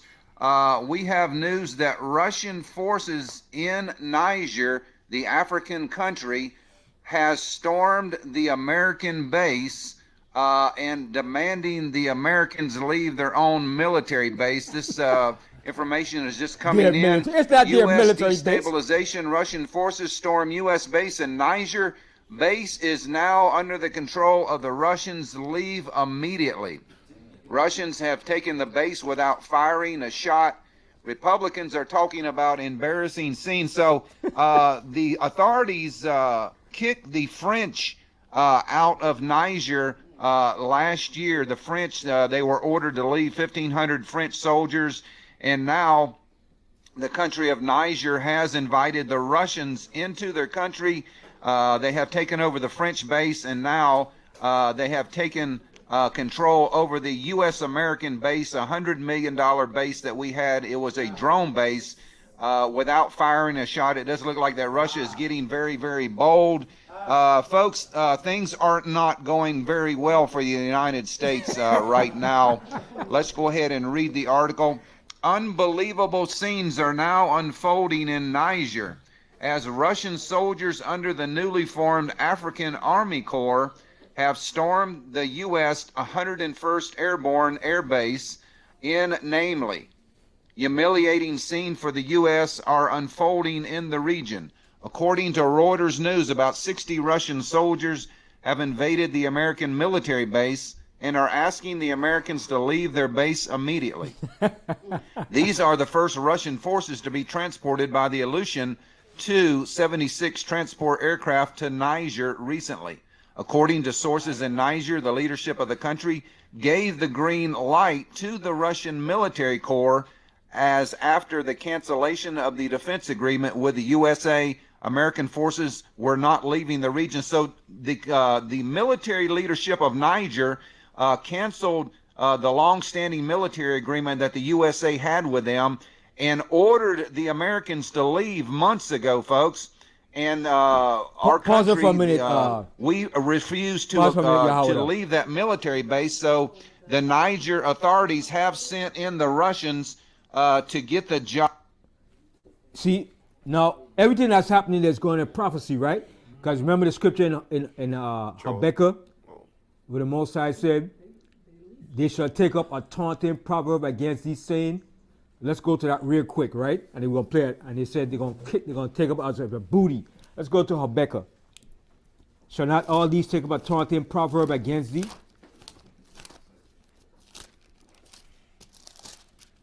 Habakkuk, the 2nd chapter, and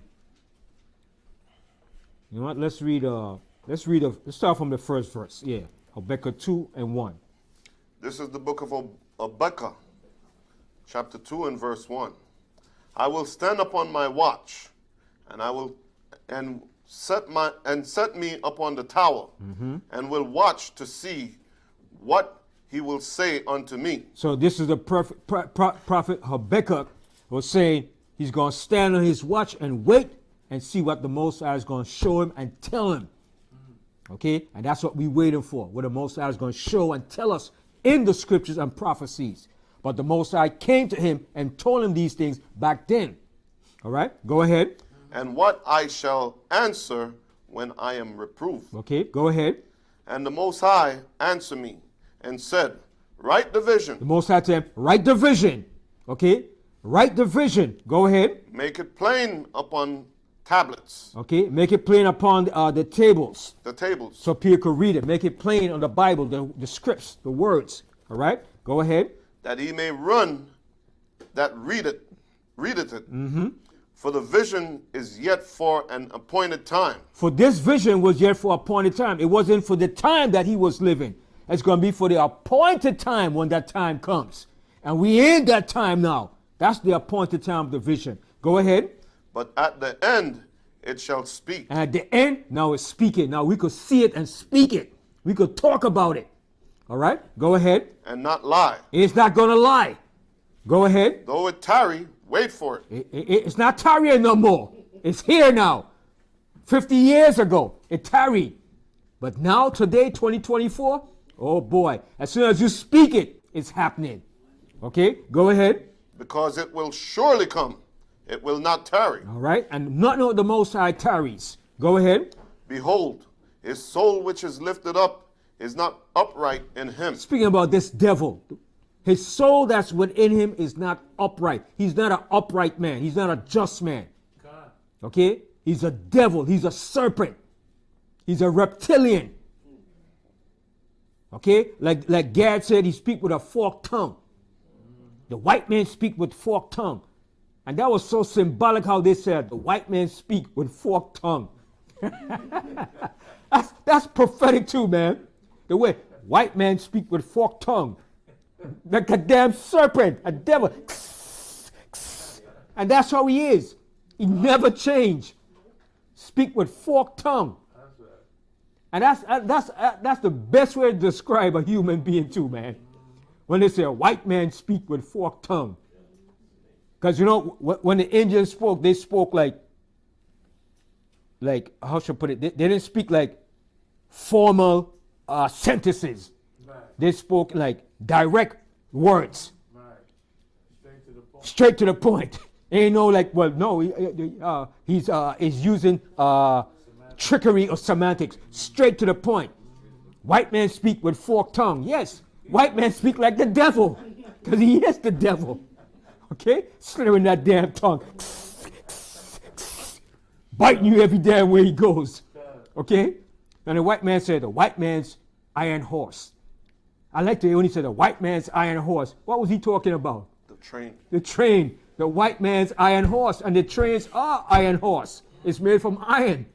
And a horse is equivalent to what? Any form of vehicles, whether it's a car or a train, because the power it uses. So their words were direct and straight. The white man's iron horse. Then he said, the white man's fire water. What is the fire water? All right? So their words were poetic, man. You know what I mean? And when you heard it, it gave great meaning to what they said too. All right? So the Most High said, his soul that's within is not upright. He's not upright. Biden, Trump, all of them the same damn thing. Biden is just more slicker. He's what you call the fox, the sly fox. Sly mongoose, dog know your name. All right? And he's the same as sly fox. Running around. But you know the wolf, he's just vicious. He's straight up. Straight attack. The fox got to come around, watch, run, nibble here, run back, come back. Then he get a chance, then he comes in. But the wolf, he's straight up, vicious, take you down. That's Trump and the Republicans. The Democrat use that slyness to draw you in, to make you drop your guards. And you drop your guards and they hit it to you. Then they bite you with that poison. They hit you with that venom. And when they get you with that venom, you're paralyzed. You're socially engineered to the system now. You believe it. Okay? Go ahead. Behold, his soul which is lifted up is not right in it, but the just shall live by faith. But the just, that's how we're going to live. The just is going to live by their faith in these last days. Okay? Ain't nothing guaranteed in this system now, because the banks going to collapse. A whole lot of things going to start happening now. Okay? And they're going to bring the pressure upon us now. They ain't gonna hide it no more. They're gonna show their true nature towards us. That's why your faith gotta be strong in these last days, because they're gonna pass laws, enact laws against you, to come against you. Yeah, Howard up. Yeah, they're already doing that now with the banks. You can't get into the bank when the bank closes. You can't get in on a Sunday when the bank ain't open. Your card does not work. Even if you get a new card, it's not going to work in the door. It's not going to work in the machine or nothing. Right. And when you put in money, they don't ask you no questions. But when you take it out, why you want to take out this? What the hell you want to? It's my money. I could take out how much I friggin' want. It's my money. They're going to decide how much you could take out and when you could take it out. That shows you you're not freed, man. That's an illusion, man. Okay? But up here you gotta get out of that crap, man, that you living in a free society. No, you don't live in a free society. You live in a society that's been dictated to you by policies that you have to follow. And if you don't follow, restrictions are gonna be put on you to put you in check, to make you realize that this is a system that we're running. Prime example of that is the college students. They're protesting for a reason. But the government is against it, sending the police to destroy the protests. They're protesting against the evil that this country is doing. But they don't want to recognize the evil that they're doing. They figure they're right in what they're doing. And that's why it's going to be a massive civil war. That civil war is coming. Continue. Verse 5. Yea, also, because he transgresseth by wine. He transgressed by wine, by his lies, his deception, his falsehood. Go ahead. He is a proud man. And he's proud. Who's prouder than these devils? Ask Biden, are you going to change your policies? No. Right away, no. The old fart said no. He should say, yes, I should change my policies. They don't care about humanity. All they care about is this blasted, wicked, evil, so-called democracy, white supremacy. They don't care about humanity. They're telling you to their face. If they had to kill 1 million people today, they would do it and justify it. Continue. Neither keep it at home. And he doesn't keep it at home. He's in everybody's country telling them what to do, how they should do it. That's right. Continue. Who enlargeth his desires as hell. He enlarged his desire as hell. He enlarged everything that he has upon everybody. He imposed his will upon everybody and expect you to accept it. Accept it. He want to impose his homosexuality upon you, and you have to accept it. When you reject it, oh, you what they call? Hate speech. Phobic. You phobic. Give me a friggin' break. You're damn right I am. What should I be for it? When you speak out, you the bad guy. You the evil guy. You understand? Continue. And is as death. And everything that he does is as death. His way of life, his way of government, his culture, his medicine, everything he has is death. Is as a way of death. Okay? He's not about life and the progress and the blessing of life. He's about death and destruction. Continue. And cannot be satisfied. And he can't be satisfied. The more he takes, the more he wants.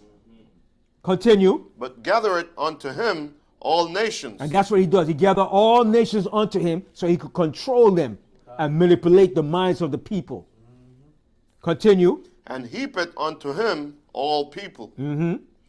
Shall not all these take up a parable against him? So now, the Most High says, shall not all these take up a parable against him? Go ahead. And a taunting proverb against him? And a taunting proverb. You know what's a taunting proverb? When somebody taunts you? Go ahead.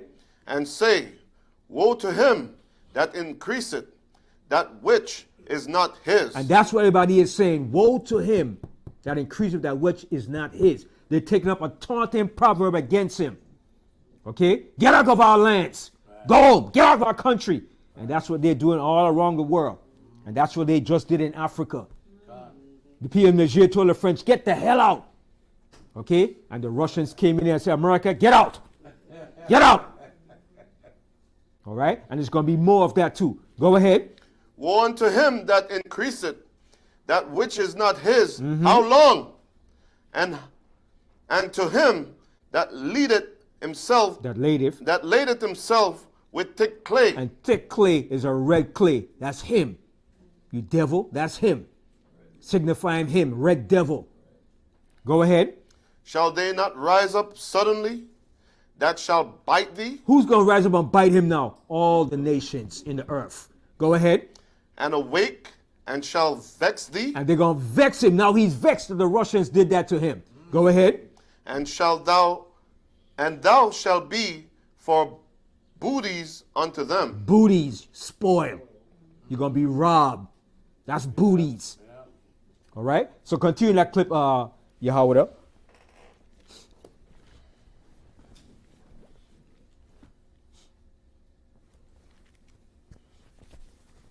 Job done.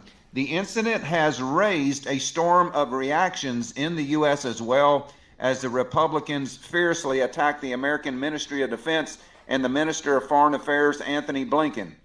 You are humiliating us internationally, they emphasized to Foreign Minister Lloyd Austin and the other American generals. So this is Trey Gowdy, I guess his name. Let's watch this real quick.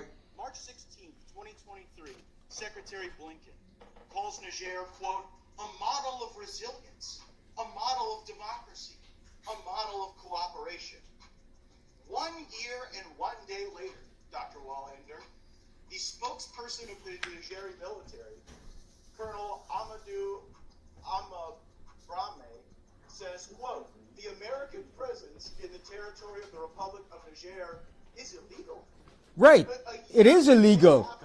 Our government said they were the model of resilience and democracy. They are throwing us out by the scruffs of our neck. And so, is it safe? So this is happening right now, folks. Americans hand over base, the U.S. base to the Russians without firing a shot. The Russian military entered a U.S. air base in Niger's capital, namely, Reuters News is reporting, citing a senior U.S. official, Defense Department official. The Pentagon added that it is monitoring the situation and taking all necessary measures to ensure the safety of U.S. forces, facilities, and equipment. U.S. Defense Secretary Lloyd Austin tried to play down the issue by saying that the Russians are in a separate compound. They do not have access to U.S. troops and U.S. military equipment. In total, according to available data, the number of American troops in Niger is about 900 people. Former Pentagon analyst Karen Kowalski said that such steps signal the failure of U.S. policy toward Africa. This is a disastrous development for the United States for the following reasons. The U.S. built a $100 million drone base in Niger and is now handing it over to the Russians. Niger's pro-Russian regime held the U.S. military hostage for several days. The scenes will have an impact across Africa. This is a great humiliation. Russian forces and the U.S. military remain at the same base in Niger until the U.S. withdraws its military corps from this African country. RIS Novista has confirmed. This is the arrival, I believe, of the Russian airplane right here.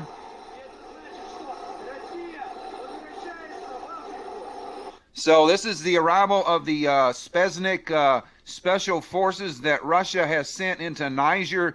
They have entered the American air base. The base, I guess, is turned over to the Russians, folks. 60 Russian soldiers have taken on 900 American soldiers without a fight, without a shot being fired. And this is sanctioned by the military regime of Niger. They overthrew the country. They overthrew the French and kicked them out of their country. So Mali and Niger and a couple more African countries now are overthrowing the colonial masters, the British, the French, and the U.S. and kicking us out, folks. And you know, we just played the video with Pastor Philip Barnett last night.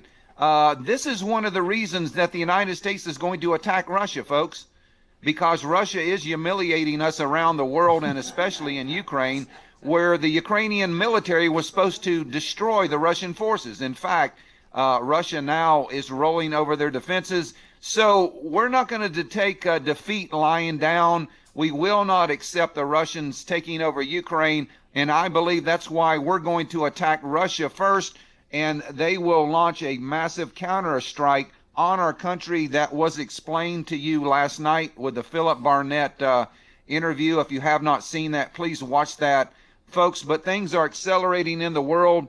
I do believe that we're moving toward a confrontation, a direct confrontation between Russia very, very soon. Could it be this year? I don't know. But the way things are going, folks, it doesn't look good. That Russian soldiers now have entered a U.S. military base. Folks, I cannot remember living, I'll be 63 years old today. I cannot remember the Russians ever invading a U.S. military base anywhere around the world. This is breaking news, an emergency alert, and let's continue reading this article, folks, but it's not getting any better. The Russians send special military corps, the African Corps, to Africa, and these might be the Wagner or the Wagner troops. The first units of the Africa Corps of the Russian Ministry of Defense have arrived in Burkina Faso, reports international Russian media, which reveals today the first 100 Russian military personnel with equipment and weapons arrived in the capital. So everybody see what's taking place, right? So that's starting to line up with the prophecies, all right? Because remember, it's going to be a lot of African nations going to be with Russia, all right? Gog and Magog. And the scripture tells you Ethiopia, Libya, okay? All right? And then you're going to have Somalia too, going to be Eritrea. You're going to have a lot of nations down there between South Africa. All those nations going to be joined with Russia too. You already see Niger. So a lot of nations are going to be joined with Africa in this coalition. And it's coming. It's coming, man. So they're worried, and America is worried. And then when China, don't wait till China get involved in this too, because China's going to invade Taiwan next. That's coming too. So the United States is going to be on a all-out front. All right? The same thing that happened to Rome is happening again. Let me just play this tape right here, and then we're gonna close out, right? This guy made a comparison with Rome and America, and everything that happened in Rome is happening to America. Let me play it right here 1 second. Yeah, listen to it. And Ben, that's a real punk move for the United States. Yeah, that's embarrassing to them, boy. That's like, let's see, I get it right here. Okay, this it here. Let me see. All right. Yeah, without a shot being fired. It might be because some of the reasons the empire fell are very similar to current events going on today. For example, one of the reasons the empire... Listen, yeah, I mean, listen there. This is his name is Brian Morris. All right. Okay. Fell was financial crisis. Listen. Rome was funding endless wars and guilty of overspending, which led to inflation, which led to higher taxes. Sound familiar? Another example would be division. In the late 3rd century, the Roman Empire split into a Western and Eastern Empire. This led to the two drifting further apart, making it much harder to work together on a common goal. Sound familiar? And then you have corruption. Rome became very powerful and very corrupt as well. This led to the people losing trust in their leadership, making them harder to control, which led to more crime and chaos. Sound familiar? You also have loss of traditional values. The Romans lived by a polytheistic Roman religion for many years. But in 313 AD, Christianity was legalized. This drastically changed the value system which Rome had embraced since its birth. And this caused more division amongst the people. Sound familiar? Then you have the weakening of the military. When Rome started to decline, they actually struggled with recruits for their army. The people at this point were divided, did not trust the government, and definitely didn't want to join the military. This made the empire weaker, making it easier for foreign enemies to attack. Sound familiar? And lastly, bread and circuses. In order to distract the citizens from all the corruption and other problems, they created games and shows, and even gave free bread and wine to those who attended. This kept their minds focused on the games, the bread, and the wine, versus discussing current events. This made it much easier to control the people by constantly distracting them with entertainment. Why is everyone talking about the Roman Empire lately? Well, it might be because some of the reasons the empire fell are very similar to current events going on today. Yep. For example, you see that? one of the reasons the empire fell was financial crisis. Financial, Rome was yep. funding endless wars and guilty of... So, if he's an Edomite, he's drawing the parallels between America and Rome. He can't be wrong. I mean, he's wise. He's seeing what's going on. And there's a lot of them that see the comparison of America and Rome. The same trajectory is happening to America. All right?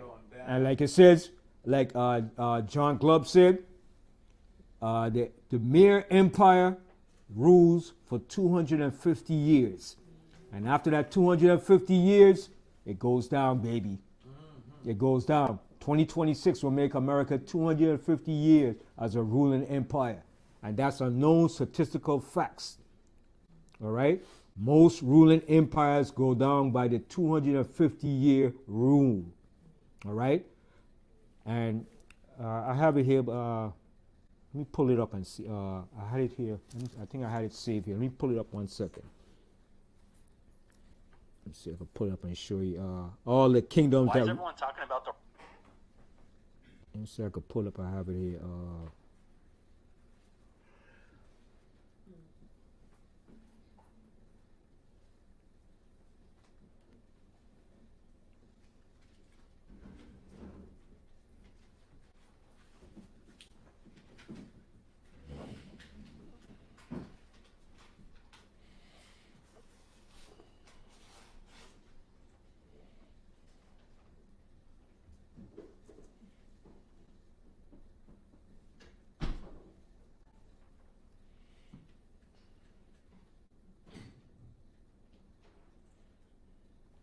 No, I don't have it here, but whenever you get a chance, look up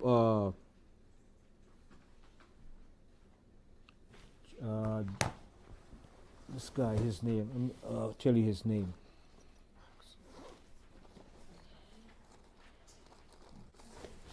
I put it here. For his name. His name is Glubb. He was an English. 1 second.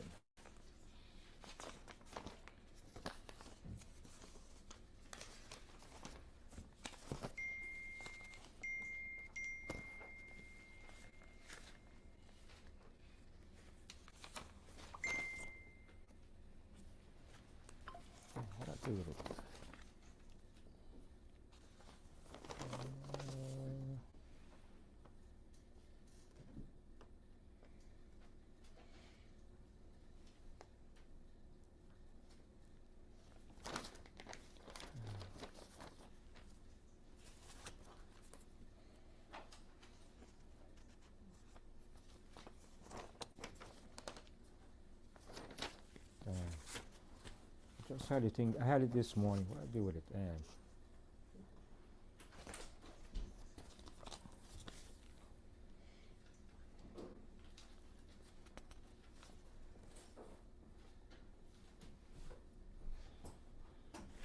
All right, damn.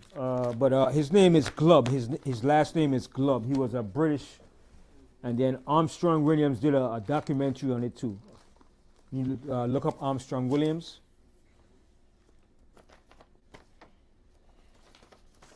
Sir John, I think his name is Sir John Glubb. Glubb, Sir John Glubb. You look him up. Google his name. And you see he did that history on the Mir Empire rules for 250 years. And after that 250 year, that empire goes down. And the same way he said, the same way Rome fell into decline, that's the same thing that's happening to America. Sir John forgot love. Yes. Mm-hmm. It's the empire's search for survival. Yes. Yeah. It says that empires actually only last 250 years. Mm-hmm. Right. And he gave you a list of all the empires that rule. Yeah. Give all the list of the empires, how long they ruled. And that thing is such on point, man. He did the Assyrian Empire, the Spanish, the British, and he gave it, even the British Empire ruled for 250 years, and then it went down to the Spanish Empire ruled for 200 and something years, and America is close to that 250 year. And we see the signs of it. The signs are very close. All right? So, my closeout class, closeout scripture before I close out. Let's get one more scripture. Let's go to Micah, the 5th chapter. Micah, the 5th chapter, and the 7th verse. Micah 5 and 7. This is the book of Micah, chapter 5 and verse 7. And the remnant of Jacob shall be in the midst of many people, as a dew from the Most High. So you see that? So the Most High said, the remnant of Jacob shall be in the midst of many people. All right?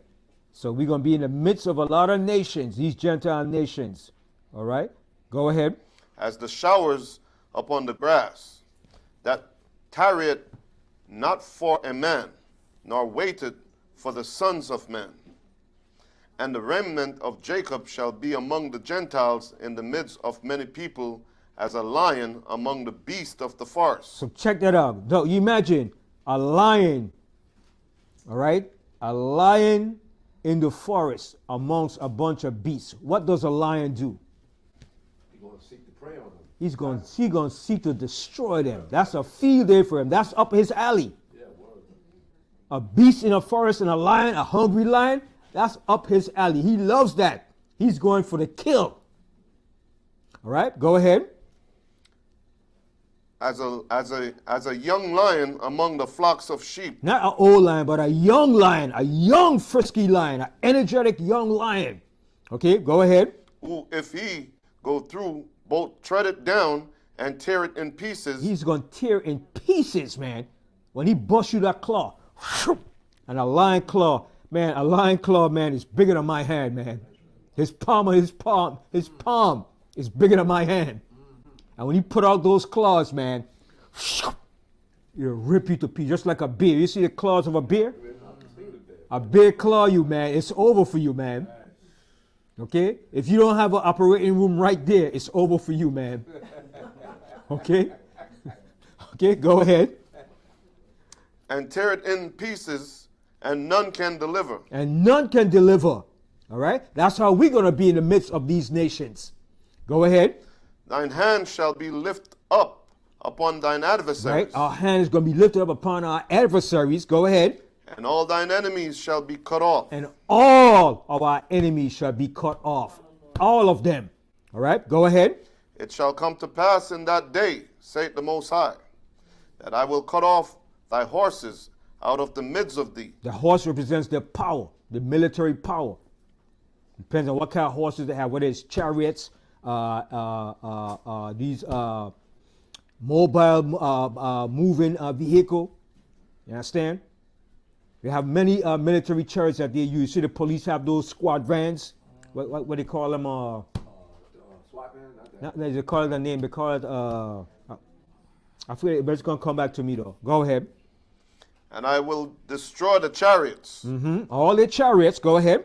And I will cut off the cities of thy land. See, the Most High is gonna cut off the cities of their land. Go ahead. And throw down all thy strongholds. And he's gonna throw on all the strongholds. All their power is gonna be thrown down in that day. Go ahead. And I will cut off witchcrafts out of thine land. He's gonna cut off witchcraft out of their hand, because that's what they do. That's their thing, witchcraft. Okay, go ahead. And thou shalt have no more soothsayers. They ain't gonna have no more soothsayers coming out telling you lies. Go ahead. Thy graven images also will I cut off, and thy standing images out of the midst of thee. And thou shalt no more worship the works of thine hands. Go ahead. And I will pluck up the groves out of the midst of thee. So will I destroy cities. Destroy thy cities. Thy cities. And I will execute vengeance in anger and fury upon the heathen, such as they have not heard. See that? He's going to execute vengeance, okay, upon the heathen, such as they have not heard. You understand? They haven't heard about it, but you're going to hear about it. They're going to hear about it very soon. Okay? So that's coming. All right? So one more scripture, and we're going to close out. Let's go to the book of St. John, the 12th chapter. St. John 12. We're going to close out St. John, the 12th chapter. And we're going to leave up with Yahushua. Leave up with him, drop in his last word. St. John 12 and start from 23. This is the book of St. John, chapter 12 and verse 23. And Yahushua answered them, saying, the hour is come that the Son of Man should be glorified. Verily, verily, I say unto you, except a corn of wheat fall into the ground and die, it abideth alone. But if it die, it bringeth forth much fruit. Right, so most crops have to die in order for it to bring forth or produce great abundance. All right, it's just like you see a cocoon. It forms a cocoon, then it turns into a what? Butterfly. Into a butterfly. All right, and before that, it's like into like a caterpillar in that stage, right? So it goes through a metamorphosis stage. So most crops, before it could really produce in abundance, they have to die. Right? Drop into the earth, shed their seed, and then it comes back and produce in abundance. All right? Go ahead. He that loveth his life shall lose it, and he that hateth his life in this world shall keep it unto life eternal. Right. So in the time that we're living in, you're supposed to give a damn now. You understand? Because if you lose your life now, you're going to gain it back in the end. All right? You're going to gain it back for Yahushua.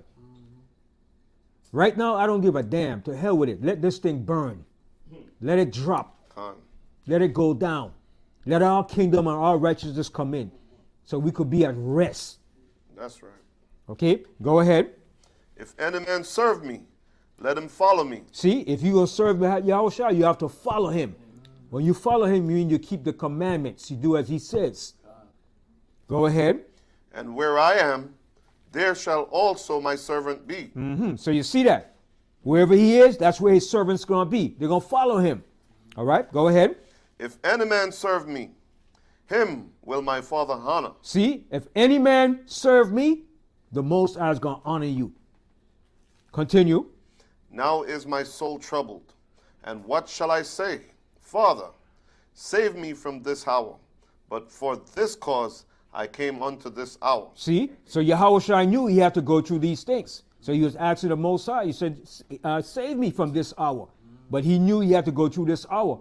And each and every one of us is going to have to face that hour when it comes upon us. It might come in different ways. But when that hour comes, like the scripture said, it said the whole world shall be a trial in the hour of temptation. You understand? All of us have to go through our own time of that trial, of conviction, whether you're going to stand for the Most High, or you're going to falter, or you're going to give in. You're going to be tried. All right, hold that. Go to Revelation, I think it's 2 and 10. Yeah. The hour of temptation that shall try the whole world.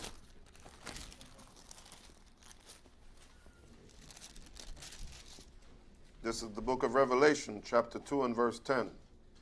Fear none of those things which thou shalt suffer. See, because we're going to suffer things. We said don't fear those things. All right, go ahead. Behold, the devil shall cast some of you into prison. Yeah, the devil, he going to cast you to prison for your stance, for what you believe in, because you're not going along with his system. That's what they love to do. They love to intimidate you.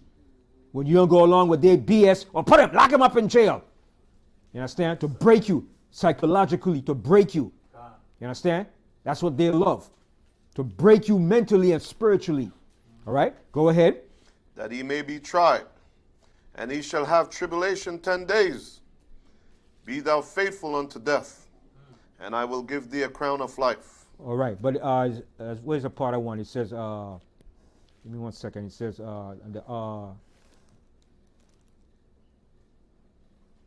one second to.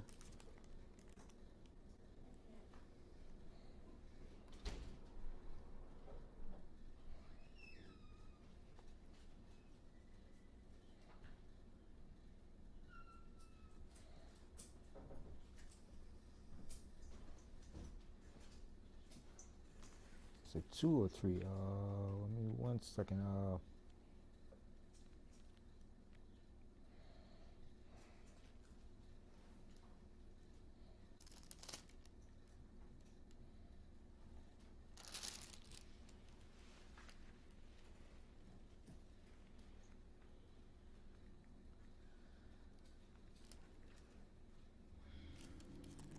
wow! Give me 1 second. 1 second. Let me get this here.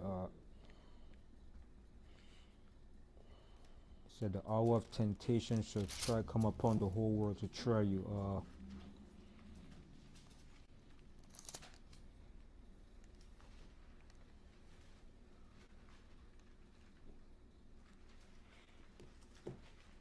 All right, but let it go.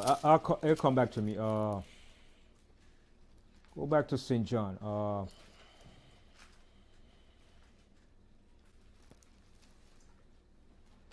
3 and 10. Revelation. Revelation 3 and 10? Yeah. Okay. All right. Right, to water. Okay, yeah, to water. Read that, Caleb, Revelation 3 and 10. This Right. is the book of Revelation, chapter 3 and verse 10. Because thou hast kept the word of my patience. See, the word of my patience. All right, go ahead. I also will keep thee from the hour of temptation. See, from that hour of temptation. All right, go ahead. Which shall come upon all the world. Which shall come upon all the world. All right, but it's going to come upon us, mainly those of us that's in the truth. All right, go ahead. To try them that dwell upon the earth. See, to try them that dwell upon the earth. You're going to be tried to see where your conviction is with the Most High. Are you going to stand or are you going to give in?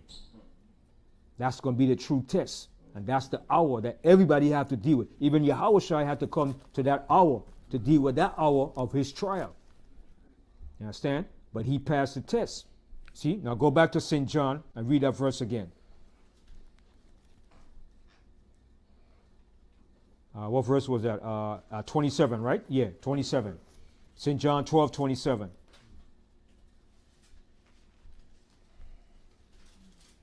This is the book of St. John, chapter 12 and verse 27. Now is my soul troubled. See what he said? Now is my soul troubled. His soul is troubled. Okay, go ahead. And what shall I say? And what shall I say? Go ahead. Father, save me from this hour. And that's what we have to say. Most High, save me from this hour. All right, go ahead. But for this cause came I unto this hour. You see, but he said, but for this cause came I unto this hour. So we are going to have to face up to that hour when it comes.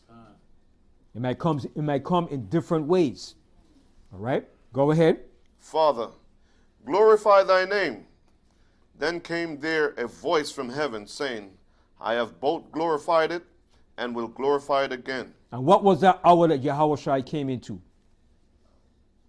What was the hour that he came into? When he was on the tree? The hour of death. If I'm mistaken, yeah. No, when Yahushua said this, the hour that he came to, what was the hour that he was going into now? Getting ready to be arrested. He was getting ready to be arrested and to be crucified. Yeah. He was getting ready to be put to death. A vicious death too. That's a cruel and harsh death, man. All right? Yes. I just want to say the thing just right now. So now, like you said, when our hour, this hour came, they're going to arrest me. Now, to come, like I said, the time won't come for me. They're going to test me. I'm just going, and because I know Yahushua, when he was crucified, you know it says in Galatians 2:20, now, not tomorrow, not next week, now the life that you live in the flesh. That's all I want to say. They read that on them, but yeah. It's easy to say. It's easy to say that now. It's easy to say those words now, right? You understand? But like Yeshua said, we have not resisted until blood. We haven't went through what the disciples and then went through back then. So it's easy to say that now, but when the time comes, how are you gonna live up to that? You understand? So you have to be well convicted and have that faith. You just can't be loosely saying those words now. You have to think about that now. You understand? Because the scripture said we have not resisted until blood. Remember, the disciples back then, they got their heads chopped off. They were burned, put in pots. You understand? Cut in half. You understand? They went through some extreme death, man. You understand? So you could say that now until the time really come. You understand? If they say, put a gun in your head and shoot yourself now. And they said, listen. And you said, I don't fear death. I don't fear no man. And they say, oh yeah? And they tie you up to a chair, right? Because they're going to torture some of us. Tie you up to a chair, right? And the butcher come in, and he's going to get a drill. He's going to put your hand up on the table, right? And he's going to drill the drill through your hand. And you're screaming. And they're going to say, okay, you ready to give up now? And you're like, no. And they say, okay, go ahead, drill him again. And you start screaming and crying. Are you going to give up? Are you going to give in? So that's what I'm saying. There are many ways to die now. Choose which one. Okay? So now you have to be, your faith have to be solid. It can't be wavering, because it's easy to say anything right now until you put to that test. You understand? So that's why our faith have to be built up and directly in the Most High now, man. Because when death rolls up on you, man, it's not an easy thing.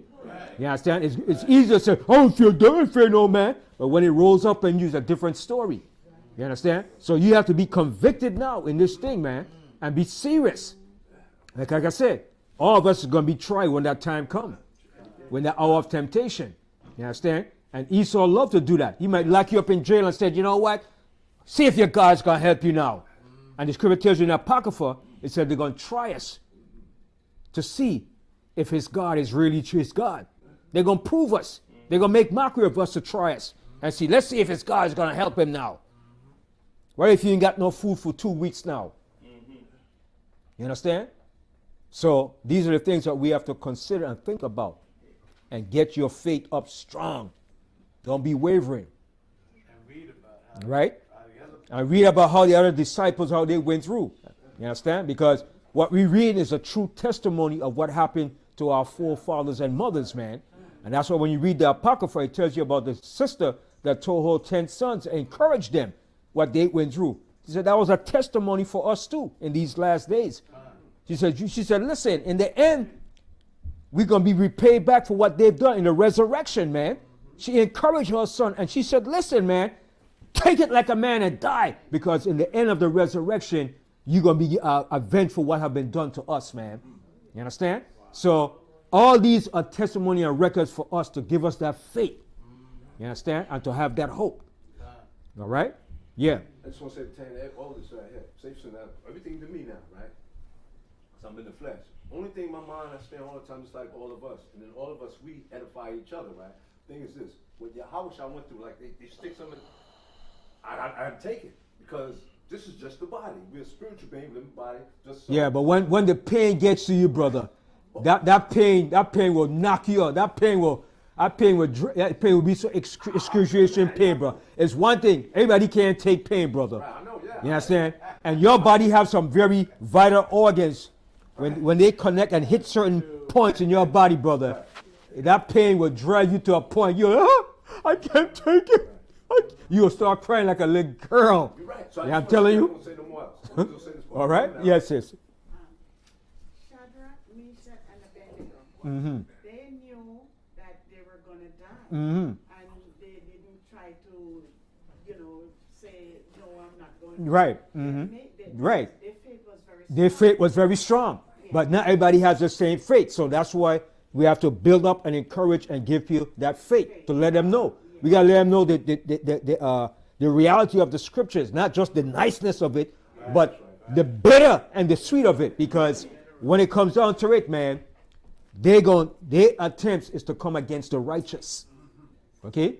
Yes, And just to add to that, we're talking about the extreme punishments and you drilling and people saying, oh, I'm not going to fold. Right? Those people folding.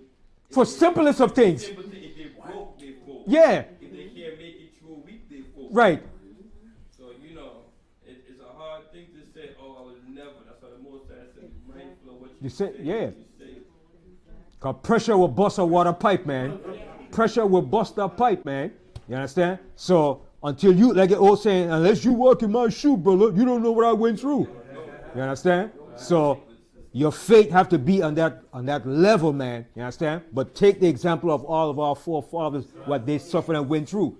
And then you are able to deal with it. You understand? Because, like you said, people falling for the simplest of things just because they ain't got no money for 1 week. You understand? Man, if you ain't got no food for 1 week, they can't pay the one, you know what I mean? So, that's why it said the hour of temptation. All right? So we have to look at these things in a very, very strategic and methodical way, man. You understand? Okay? Go ahead. Let's finish reading that, St. John. All right, we're going to close up. This is the book of St. John's, chapter 12 and verse 29. Mm-hmm. The people, therefore, that stood by and heard it said that it was thunder. Mm-hmm. Others said, an angel spake to him. Mm-hmm. Yahushua answered and said, this voice came not because of me, but for your sake. See, it came for the sake of the disciples, to encourage them and to give them more testimony and conviction that Yahushua is the Messiah. That's why it was done, to show him that he is the Mashiach. You understand? He had to convince and really convict the disciples to see that he is the one that the Most High sent. That's why it was done. And to gird them up, to give them more strength. All right, go ahead. Now is the judgment of this world. Now shall the prince of this world be cast out. But he wasn't cast out then. But now, when he died, that was the beginning of them being cast out to lose their power. Okay, now is the victory for us. Now came the victory for us when Yahushua died. That was a victory for us. And that was a loss for the other nations, even though they're still in power. All right, go ahead. And I, if I be lifted up from the earth, will draw all men unto me. This he said, signifying what death he should die. Mm-hmm. The people answered him, we have heard out of the law that Christ abideth forever. And how sayest thou, the Son of Man must be lifted up? Who is this Son of Man? Mm-hmm. Then Yahushua said unto them, yet a little while is the light with you. Walk while ye have the light, Mm-hmm. lest darkness come upon you. For ye that walketh in darkness know it not whither ye goeth. And the master of the people in the earth is in darkness. Okay, so it's a blessing for us that we're not in darkness. Okay, go ahead. While ye have the light, believe in the light, that ye may be the children of the light. And we are the children of light, and that's the way we're supposed to be in everything that we do and say. All right, go ahead. These things spake Yahushua, and departed, and did hid himself from them. But though he had done so many miracles before them, yet they believed not on him. Right. But all the miracles that he did. So, let me ask this question. Why didn't the people still not believe, even though all the miracles that he did? Straight to the point, Zechariah. No, nothing else. Straight to the point. Because they didn't see it. You said why they don't believe, right? Because they didn't see it. They don't believe they can it's tangible, they can touch. That too. But you got to remember, in Jerusalem at that time, what was happening? There was a lot of people popping up on the scene, claiming to be messiahs and this, follow me, I'm the man. And everybody was doing all kind of things. So the people was like confused. Wait, who's really doing this truth? Who's bringing the truth? You understand? So people were confused to what was going on back then. And then the Romans were oppressing us too. And then you had all kind of false prophets popping up. But it was a gift of the Most High for you to see and understand that Yahushua was the Messiah. You understand? The Most High had to put that in your spirit. You understand? Because a lot of people still weren't convinced. Because you have people doing some of the same things he was doing too. But the only thing that they didn't do was in raising it from the dead. You understand? People had followers too. You understand? Just like today too. People popping up all over talking about, I'm a prophet of the Most High. I'm this, I'm that. Telling you all kind of stuff to make you believe everything. You understand? So that was one of the reasons why you had a lot of people on the scene were claiming to be the Messiah, were doing things to impress and to deceive the people likewise. Yes. I got a scripture to back up what you're saying. Yeah. Matthew 16 and 13 it says, when Yahushua came into the coast of Caesarea Philippi, he asked his disciples, whom do men say that I, the Son of Man? See, he had to ask the disciples that to see where they're standing, to see where their mindset was. All right, go ahead. And they said, some say that thou art John the Baptist. Some saying you're John the Baptist. Go ahead. Some say Elias. Some saying you're Elijah. Go ahead. And others Jeremiah. Some say you're Jeremiah. Go ahead. Or one of the prophets. Or one of the prophets. Go ahead. He said unto them, but whom say ye that I am? Mm-hmm. And Simon Peter answered and said, thou art the Messiah, the Son of the living God. See? The Son of the living power. See what Simon said? He said, you are the Son of the Most High. Go ahead. And Yahushua answered and said unto him, blessed art thou, Simon Bar-Jonah. He said, blessed are you, Simon Bar-Jonah. That's a blessed thing.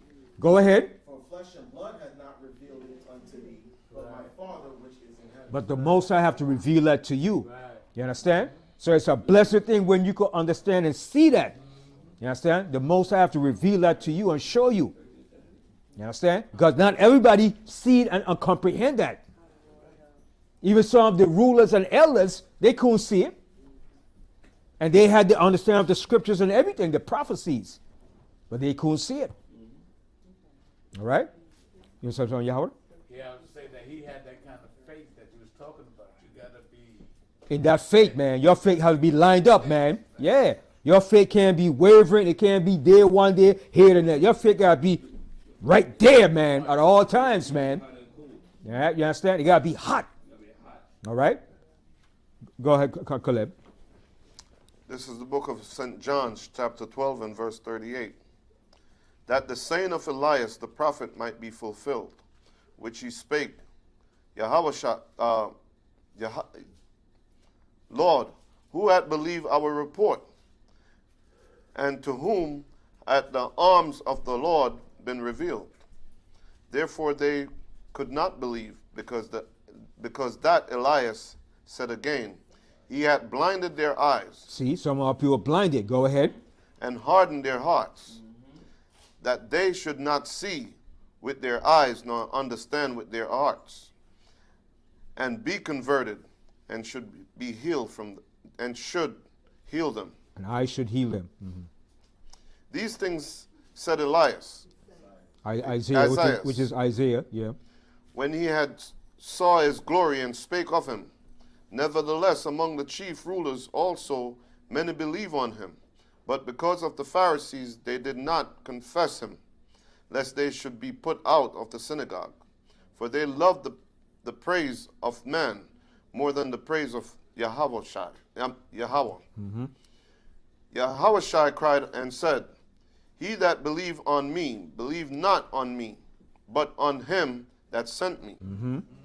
And he that seeth me, seeth him that sent me. Mm-hmm.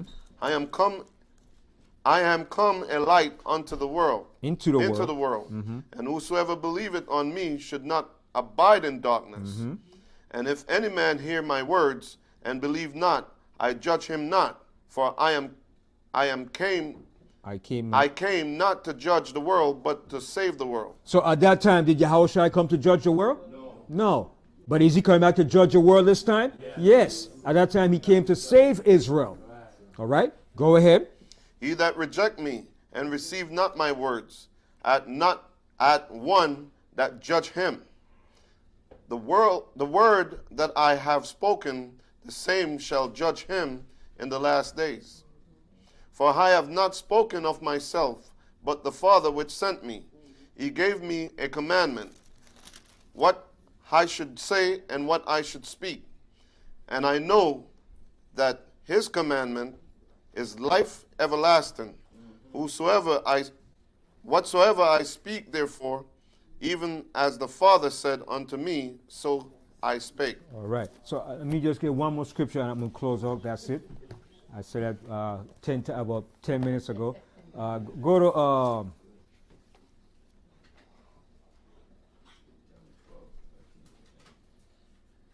to Wisdom of Solomon.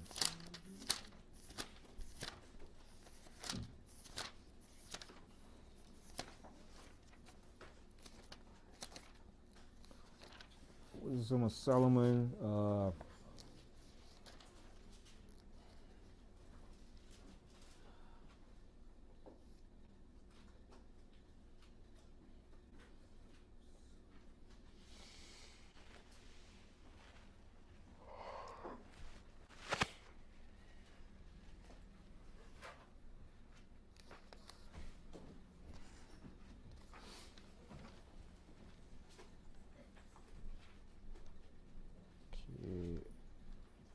Okay, it's the second chapter.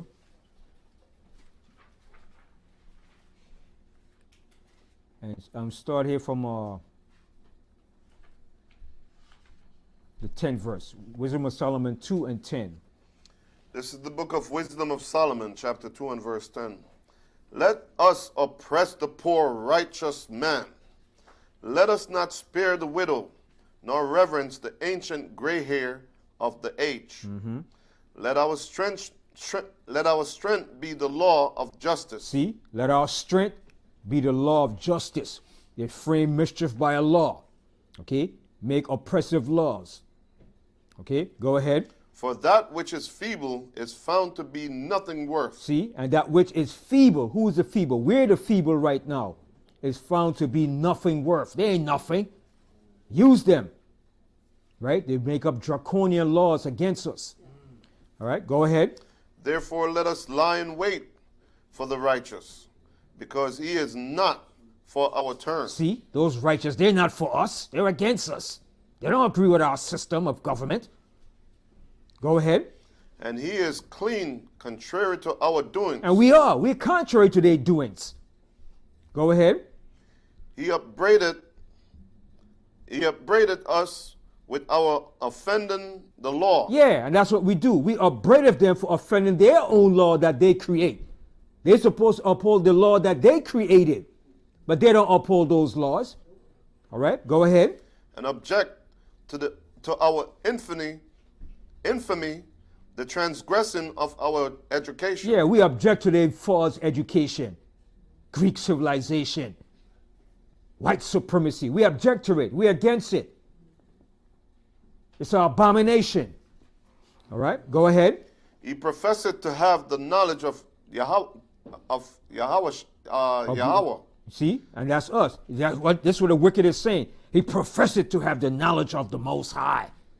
All right, go ahead. And he calleth himself the child of the Most High. And he called himself the child of the Most High. How dare he? When they're heathens, they're Africans. That's what the wicked is saying.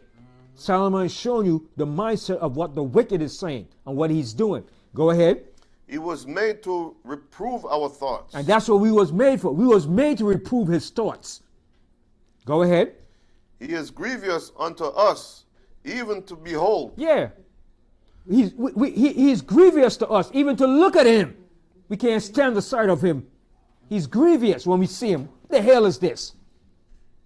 Go ahead. For his life is not like other men's. His ways are of another fashion. See, his ways are of another fashion. He's contrary to nature. His soul is not upright. Go ahead. We are esteemed of him as counterfeits. And that's what he's saying. Oh, they esteem us as counterfeits. Yeah, you are counterfeits. That's what they are. So they're saying to themselves, to their people, yeah, the niggas esteem us as counterfeit. Yeah, because you are counterfeits. You're not the real people.